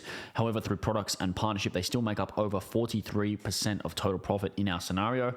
And this is the profit we would only have. It's profit that we would not have if we only sold client services, and then you can add another 26% of the profit to the beginners that we didn't have before, and we were essentially missing out on 70% of the total profit if we only monetize the 3% of the market that is actively looking for our solution. Because what you can see is that only 30% of the profit actually comes from quality leads. So this exercise shows the true problem that many B2B businesses face, and that is that they are missing out on 70% of the potential profits that they could get without having to get more leads. And even if they don't monetize their quality leads through programs, products, and partnerships too. So imagine you had 3x the amount of profit you have right now without changing anything. So that is literally what we've been talking about through the course of this document. This is something that it can basically revolutionize your business. And then in terms of the before and after, before you run the numbers like we did, and you end up with about 125,000 in profit. And then in terms of after, you can see it's about 817,000 in profit per 100,000 leads. And you can see when you only monetize 3% of your market that is actively looking, you lose out on a ton of profit. And in addition to that, when you only sell services to that 3%, you are missing out on even more if you don't sell programs, products, and partnerships. If you only sell services, you're basically missing out on 50% of the potential profit from your quality leads, on top of missing out from the extra potential profit from 97% of the market that is actually looking. So it's a total nightmare that most B2B businesses find themselves in, and most don't even know it. The people aren't even aware of this notion. In terms of what we're doing now, we're going into part 4 of the presentation, which is tactics, tools, and examples. So obviously within this, if you cast your mind back to that diagram, you have content. So what we want to use is a content framework. So we have this here, Monday, 3 frequently asked question tweets, a mind map, story proof bait. You can have a LinkedIn post with a big list, a story. You might post on Instagram. Might post a feed post. You might have 3 to 5 posts or replies on Reddit. You might have a YouTube video, and you might have an instructional short form video. And you basically want to repeat this Monday, Tuesday, Wednesday, Thursday, Friday, Saturday, and Sunday. So you can take a screenshot of this. If you want me to get my head out of the way, I can do so. 3, 2, 1, click. You can grab that screenshot. As you can see, I'm not exactly Mr. Beast here with the production value, but you can use that to get that content out. In terms of the actual frameworks of that content, believe it or not, there are ideal ways to post on platforms such as Instagram, Facebook, LinkedIn, Twitter, YouTube, etc., if the goal is to generate leads. So when you look at something like Twitter, you can have a bunch of frequently asked question tweets, mind maps, threads, series, stories, and bait. On LinkedIn, you can use big lists, carousel, stories, mind maps. Instagram is great for tools, lessons, and stories. Facebook is great for tools, lessons, and stories as well. YouTube is a bit more educational and long form, and short form is a little bit educational, frequently asked questions, and bait is what you're going to see there. In terms of Twitter, Twitter is a great place to promote your newsletter organically. So you can use a software like Hypefury or Typefully to schedule your tweets, and then you can set up what's called an auto plug, which basically plugs your newsletter underneath each tweet that you make. And it should be noted that when you promote on Twitter, there is value in going as broad and clickbaity as you possibly can in the context of growing a newsletter, because the more eyeballs you get, the more subscribers you're going to get. And it's kind of a balancing act between quality and focus, and posting broad/interesting content. What you want to do is aim for at least 5 tweets per day of the following types. So 3 to 5 short, valuable tweets that are relevant to your target audience, 1 thread that is super clickbaity and has interesting content, and then maybe 1 graphic, visual, or mind map that is relevant to your audience. The key here is consistency. So you want to make valuable content that people want to see, make it broad, make it focused, but practice makes perfect. So you might suck at the start, but each day you want your tweets to be better than the day before. So here are some good examples. We've included them here. You can grab these. These tweets do a good job of balancing quality and quantity in terms of how broad their appeal is. So to make tweets like this, what's going to happen is you're going to get targeted people, but also the maximum amount of targeted people to view your tweets. And you can have graphics like this that are just interesting. It's very bookmarkable. It's very likable. And they have a big proclivity to get a lot of views, as you can see here with 174,000 views. Then on LinkedIn, the strategy is going to be very similar. LinkedIn right now is basically just a lower IQ version of Twitter when it comes to, money and business. A lot of the time you can get away with more clickbaity stuff here, as the types of people who LinkedIn love that stuff. They love, silly, clickbaity, valuable, semi Ponzi sort of stuff. And you can use a very similar strategy there as you do for Twitter. If you want to use a tool like Typefully, you can schedule both at the same time in terms of tweets and LinkedIn posts at the exact same time, and it will automatically format LinkedIn tweets to LinkedIn posts, So you can have 1 big list, like top 100 things I knew, 1 story, 1 thread, maybe 1 graphic or mind map or visual that is relevant. And here's an example from Nigel Thomas. And you have some examples here in the document. So I'll probably drop that. I'll drop this document in the link below. This is basically the type of content that does well on LinkedIn though. So you want to go for the largest possible reach. You want to teach what you know. You want to tell stories, and you want to make sure that you can always save the content you post in some sort of file or spreadsheet so you can repurpose it and reuse it over time. Here are some hooks for you. You can screenshot that if you want. Don't need to move my face. No, I don't. Then when it comes to Instagram and Facebook, you should post a mix of content and reels. For the purposes of this document, I'll consider short form content to be a combination of Instagram reels, Facebook reels, YouTube shorts, TikTok videos, because you can basically post the exact same video across all of those if you keep it under 60 seconds. I will also consider Facebook and Instagram to be the same thing for this document, so you can cross-post them at the exact same time, exact same content. So the type of thing that does well on Facebook and Instagram is actually similar to the type of content that does well on LinkedIn, but of course it has to be photo-based instead of text-based, which is not a big deal. You can make some good graphics and photos of yourself, or you can hire a freelancer to do it very, very cheaply. And you want to make good graphics and photos yourself. You can do that, or you can just, get a freelancer. Sorry, I think I reread that line.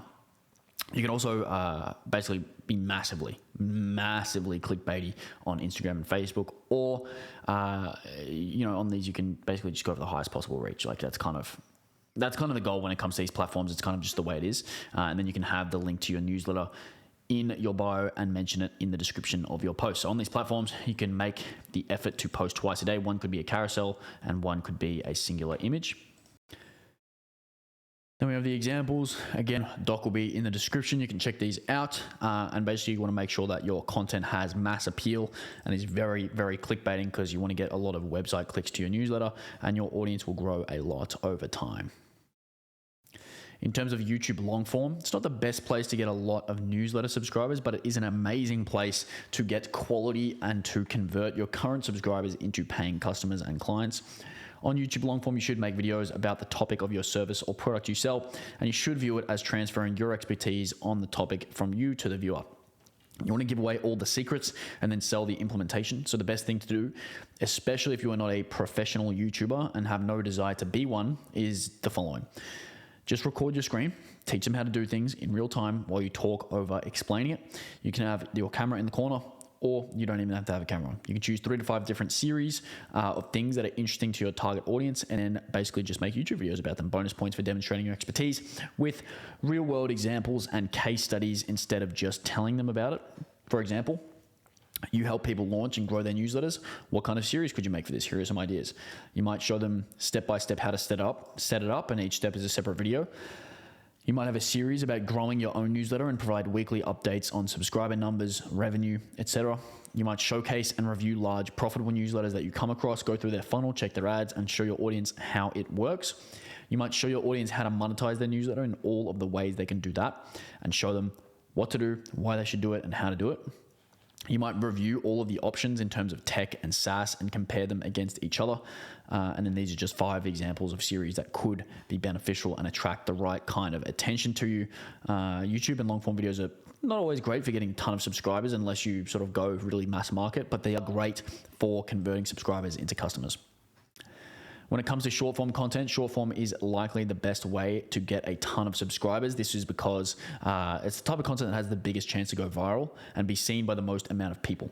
Short form could be posted on Instagram, Facebook, YouTube, and TikTok. You should really get a broad range. If you're going to make a video, you may as well get the distribution up. It takes maybe an extra 30 seconds to post it. And if we talked about being clickbaity before, this is where you want to dial it up to 100. Number one issue is most people suck at making it. However, this is a skill that can be learned and improved. Everyone really sucks at something when they are first starting, so just keep that in mind. It's just key to create the type of content that people want to watch, and business content is not typically interesting by default. So you need to frame it or deliver it in a way that people want to watch. Don't just drone about XYZ.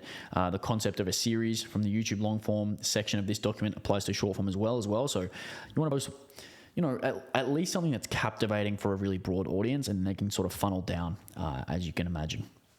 you want to post one short form video per day on all platforms, and you want to make a promise to post 100 short form videos before quitting at least. So one per day for 100 days. And the problem is just that most people make terrible videos at the start, see no results, and give up, quite frankly. Truth is, if the videos are that good, you'd probably get views. Nothing to do with the algorithm, nothing to do with shadow bans.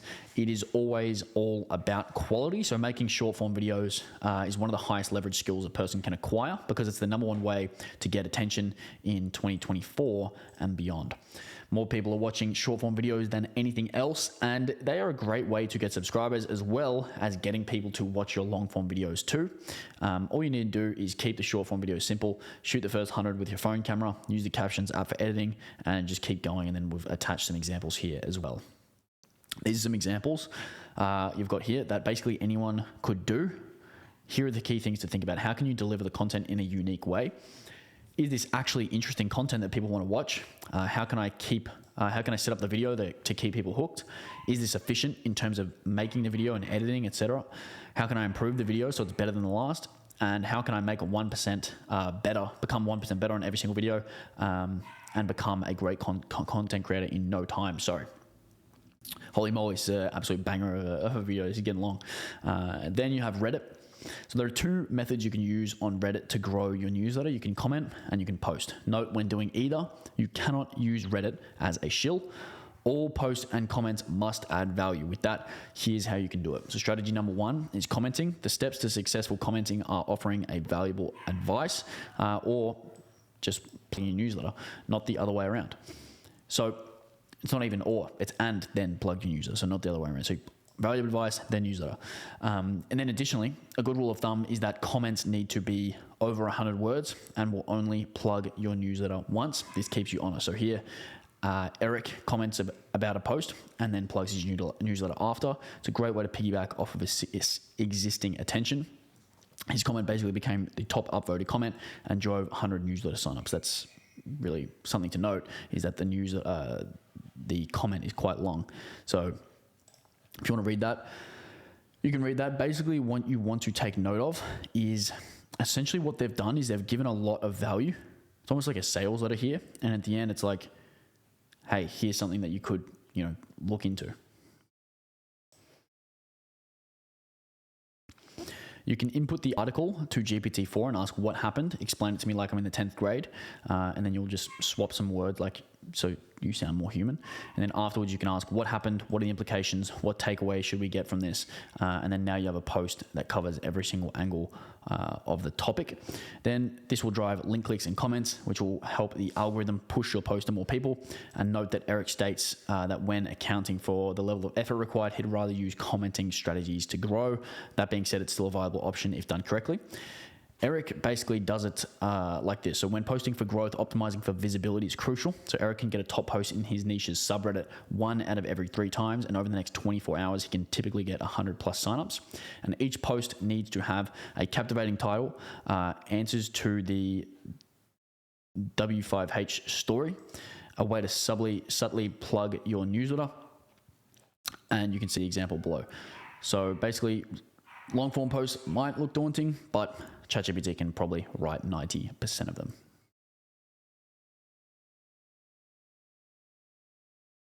Full breakdown going live right here. And you can see how it was written in GPT. And then from there, what we have is the paid ads. So in terms of the paid ads newsletter funnel breakdown, instead of running paid ads to offers like just book a call or get your free consultation, what we prefer to do is run paid ads to a lead magnet and then with our newsletter attached to that lead magnet. So what this is going to do is this is going to allow us to grow a massive newsletter over time. And what we can actually do is we can generate some self-liquidating newsletter growth, which is a method that I'll explain in a second. So there are 2 main problems when you're growing a newsletter. Number one is that if you do it organically, there will eventually become a point where everyone who follows you is already on your newsletter, and you will reach a point where unsubscribes will equal new subscribers. And what that will mean is that growth will come to a halt because more people are leaving than the amount of people that are joining, and that causes a plateau. Or if you go through paid ads, you'll have to spend a lot of money that you won't know if and when you will get it back. So lots of people simply do not have the extra capital to spend on the ads, and especially when their newsletter is not their main business. And this can be very stressful because you need to get that money back. You can't just float that money forever, basically. So in terms of breaking even on your ad spend, in 99% of cases, you will break even or make money off your paid ads within 30 days of spending. So with proper planning and budgeting, you will never lose money. So what you want to do is you want to grow your newsletter at a small profit, which will then allow you to continuously increase your budget and essentially never run out of money. So this can be done through co-registration, affiliate marketing, and low ticket offers. And then from there, the sponsorships and clients you get as a result of the newsletter will be at 100% profit because you didn't have to spend any money to get those subscribers. In terms of the 5 newsletter revenue streams, there are a few main ways that you can make money with a newsletter. There will be others that are niche dependent, but here are the main ways that will apply across the board. So number 1 will be sponsorships. So people will pay a set fee for you to promote them in your newsletter. You'll have affiliate offers, so you can promote softwares or other offers, and if people sign up, you will get a recurring affiliate commission. You'll have co-registration, which means when people sign up for your newsletter, you'll essentially recommend that they sign up for other newsletters that you choose, and you will get a commission for every time they sign up to another newsletter. So these other newsletters will actually pay you money to help them acquire more subscribers. Then you can have low ticket products, so you can sell low ticket info or physical products to your audience. Then obviously you can have clients or customers, which you will probably know about this if you're watching this video, and over time you will convert subscribers into clients and customers. So as a rule of thumb, a really good B2B newsletter can make a minimum of $1 per month per newsletter subscriber. So if you have 100,000 newsletter subscribers, you'll quite easily be able to make $100K per month or more using the methods above. In terms of co-registration is basically when someone signs up for your newsletter and your lead magnet, and you will offer for them to sign up for 5 other offers as well. The reason you want to do this is because a lot of people will pay a set amount per subscriber. For example, if you have 5 people paying $2 per subscriber and 40% of your leads choose to go into their newsletter as well, that's going to be $4 per subscriber payment to you. So 2 times 5 at a 40% opt-in rate equals $4. And then if you're paying $1 per lead at the ad set level or the ad level, that is a 4x ROAS because you are co-registering for 5 newsletters that pay you $2 each, so $10. So you make $10, but there's only 40% opt-in rate for the upsell or the sort of affiliate registration. So that's $4. So that means if you only have to pay $1 for someone to opt in, you're going to get a 4x ROAS. And that means that you can essentially scale your ad spend and know exactly where you're going to make that money back. And even if you do get a $2 to $4 CPL, that's still well above the point where you are breaking even. Co-registration is one of the most powerful ways to grow a newsletter through paid ads because what it does is it offers a quick, easy, and effective way for you to recoup your ad spend. The co-registration platform we use is called Sparkloop. It's public and cost effective, and once you apply, you should be up and running within a week, so it's pretty easy. The example we use is just here. So what you can do is you can track all your referrals and see how close you are to breaking even on your ad spend. This is just an example. I'll pull that up with zoomed in. And here you can see the potential of 100,000 B2B subscribers. So if they open all your newsletters, you have the potential to make a lot of money. So here's an example of how that plays out in the real world. So you have 100,000 subs, Sparkloop co-registration, break even on ad spend, 0 or little profit, and it equals free newsletter growth. So the rest is profit basically. In terms of sponsorships, you can charge a $50 CPM, which means you get 5,000 per send, which is 52 cents per year. If you send once a week, probably going to send more than that. That will equal $260,000 per year. Then you can have affiliate products. So you can have a recurring commission at an average of $25 per month at a 1% conversion rate. You have 100,000 subscribers. That equals 1,000 signups. That can equal $25K a month, which equals $300K a year. Then you can sell products on your list as well. With a 1% conversion rate, you can get 1,000 buyers at a $50 AOV. You might have a $50K per product. You might have 4 products, and then you might make $200K per year. In terms of getting clients, 3% of these leads are likely qualified. So that's 3,000 leads that are qualified. 10% of those might book a call. So at 300 book calls, 75 show up, 225 calls booked, 30% of those close. That equals 67 clients per year. 5K a client equals 335K.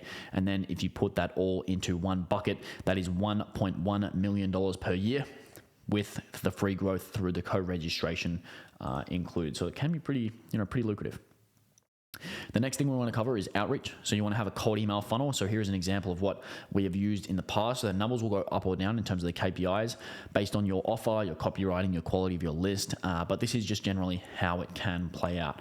So if you have 30 cold email domains, that means you can send 45,000 cold emails per month. If your reply rate is 3%, that means you're going to get 1,300 total replies per month. Maybe 20% of those will be positive, so you might have 540 positive replies. Let's say 1 in 5 of those book a call, so that's 20% book call. Means they're going to book 108 calls with a 30% no-show rate, so 75 calls booked, 40% close rate, and you get 30 new clients. So it's not too bad. Even if you had a 30% close rate or a 25% close rate, you're going to get quite a few clients from that. In terms of the potential of cold email, you can send 45K emails per month. It's pretty reasonable. 30 domains is not that many, as well as posting content and running ads and a newsletter. You should very well be able to get this amount of clients per month if you are at KPI. It's not rocket science. This is exactly what Matt did. There is obviously skill involved and you have to meet your metrics and hit your KPIs, but this is just an example of if you do actually hit your KPIs and you do have that ability, this is the potential that you can have. And that's not to set that expectation because obviously it's going to be difficult, but if you have the skill and the skill's there, it is doable. Something to note though is that your cold emails will work much better with paid ads and a newsletter. So you can imagine if no one has any idea who you are over here, I'll zoom in, you might have 45K sends, you might have a 3% reply rate, 1,300 replies, 10% positive, 130 positive, 20% book calls, so you get 27, 50% no-show, 13 calls booked, 20% close rate, 2 to 3 new clients. But you can see how over here with content and ads and a newsletter, the prospect might have seen you before, they might know who you are slightly, you might double your reply rate, you might have more of those be positive, you might have more of those show up to the call, and you might book more calls, and then you might have a higher close rate as well, which can literally 10x the amount of clients that you get because of the increased efficiency of each conversion event that happens at each step in the funnel. So if you can do that, your outreach will be almost doubly as effective, which means more replies, more positive replies, higher book call rate, less no-shows, and a higher close rate, which can mean that you are going to make double the money, which sounds okay to me.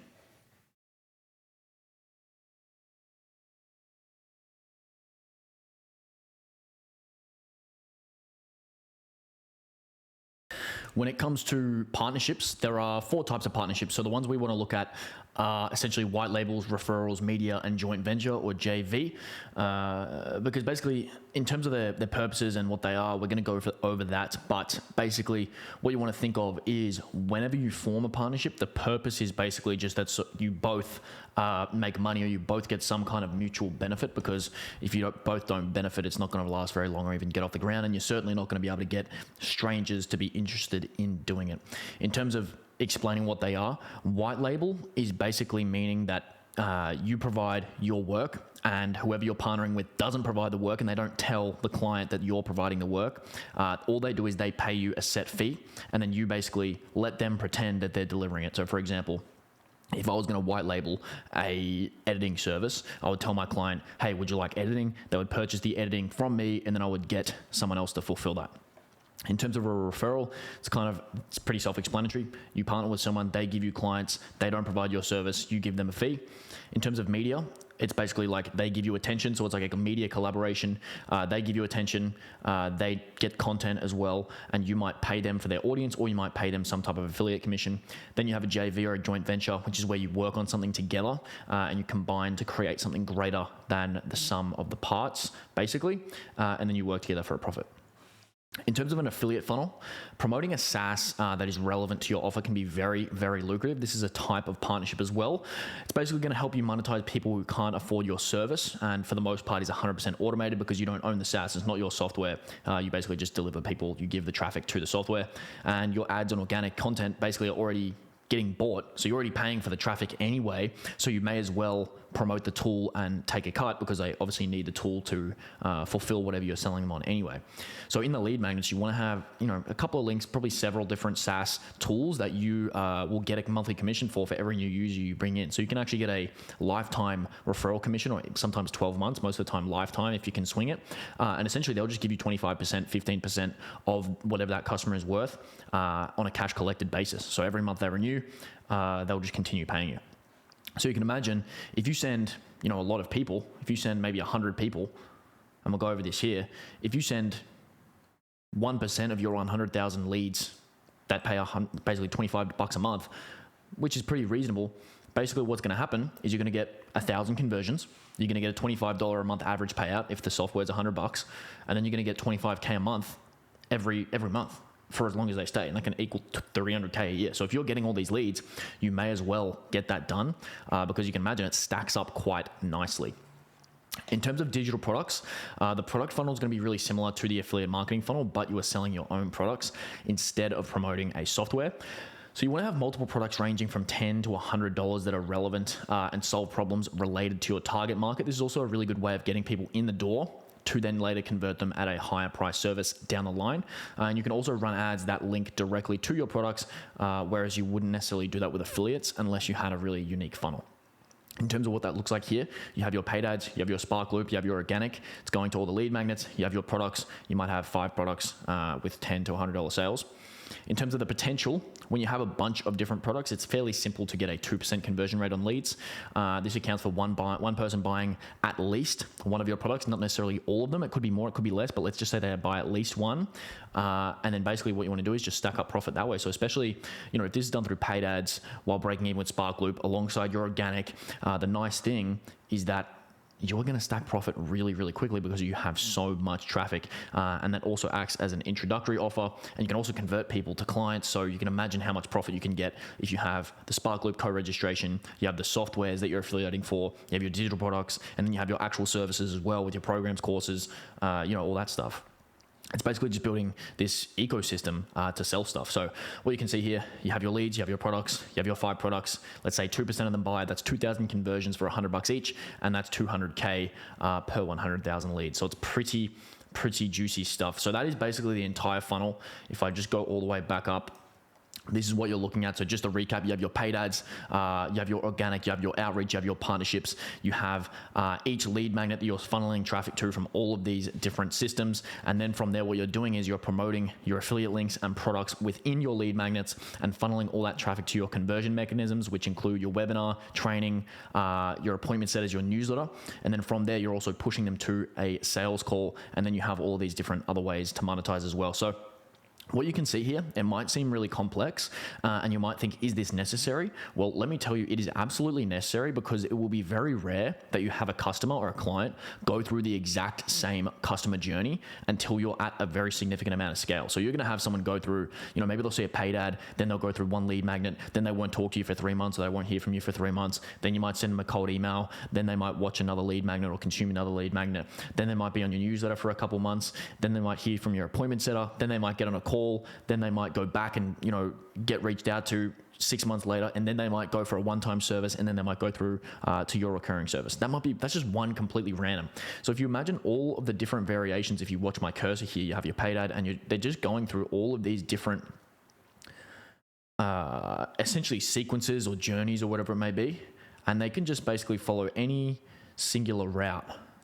And what we're doing with this entire funnel is making sure that we have the necessary assets in place to cover almost every single potential customer journey route that is available, so that it doesn't matter if they're about to convert, it doesn't matter if they're never going to convert, it doesn't matter what they are. It's just that we can, number one, get profit from them, number two, get them to interact with us, and number three, build a lot of goodwill in the market and almost get this niche fame. So for example, if you know Russell Brunson, you'll know Russell Brunson because he spends so much on ads. He's just been around so much. He's so present everywhere that he almost becomes famous. This is sort of a similar thing, not necessarily becoming Mr. Beast, but it's just that people in your industry start hearing about you and you start being looked at as this crazy level of authority. So that's basically the entire funnel. I've just run you through all of that A to Z. You can basically use that to scale up, whatever you want to do.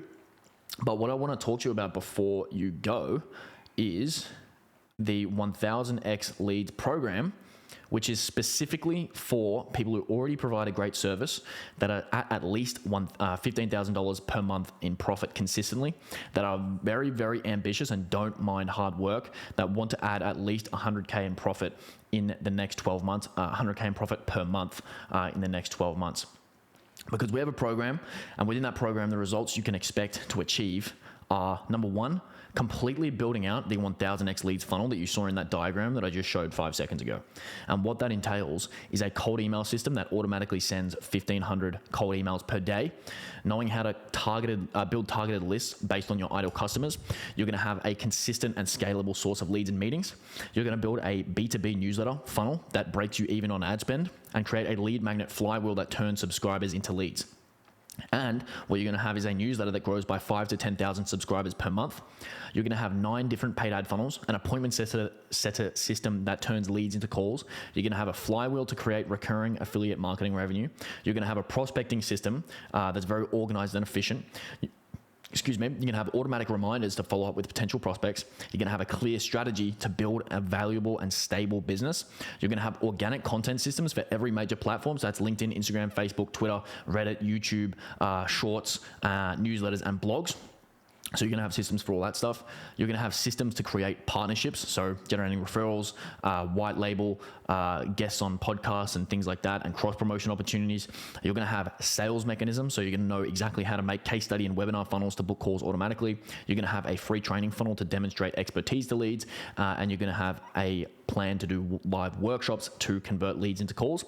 And possibly most importantly, you're going to have the 4 tiers of monetization in place. So you're going to have several valuable paid products that solve real problems. You're going to have a one-time service to get them in the door, plus a recurring service to upsell. You're going to have an outline of a highly profitable program to create, and you're going to have an easy, high margin revenue through partnerships and affiliates. So we're basically going to help you step by step build out this entire thing. We've probably got this more information somewhere around this page. There's probably a link if you want to just jump on a call and hear more about it. That's fine as well. It is a 3-month or 3 or 4 month program, and this is why you should do it. Simply put, there's a lot that goes on. There's a lot of things that can go wrong with a B2B company, especially when building a funnel, especially with high octane opportunities or high stress, high pace things like building out a funnel like that. And essentially what we will do is we are going to block all of these opponents for you, so you can essentially just run straight into the end zone. In terms of how it's delivered, it is a one-on-one call every single week. You have a private Slack channel with constant communication. You have a group Slack where you can talk to other business owners doing the exact same thing as you. We have a video curriculum. We have a written curriculum full of SOPs. We don't actually have a virtual assistant provided by us, but there are some parts of it that we will do for you. We have basically all the templates in the world to help you do the tasks faster and higher quality. We have all the assets essentially made already for you. All you have to do is basically just understand what you're doing and plug in the information about your specific service.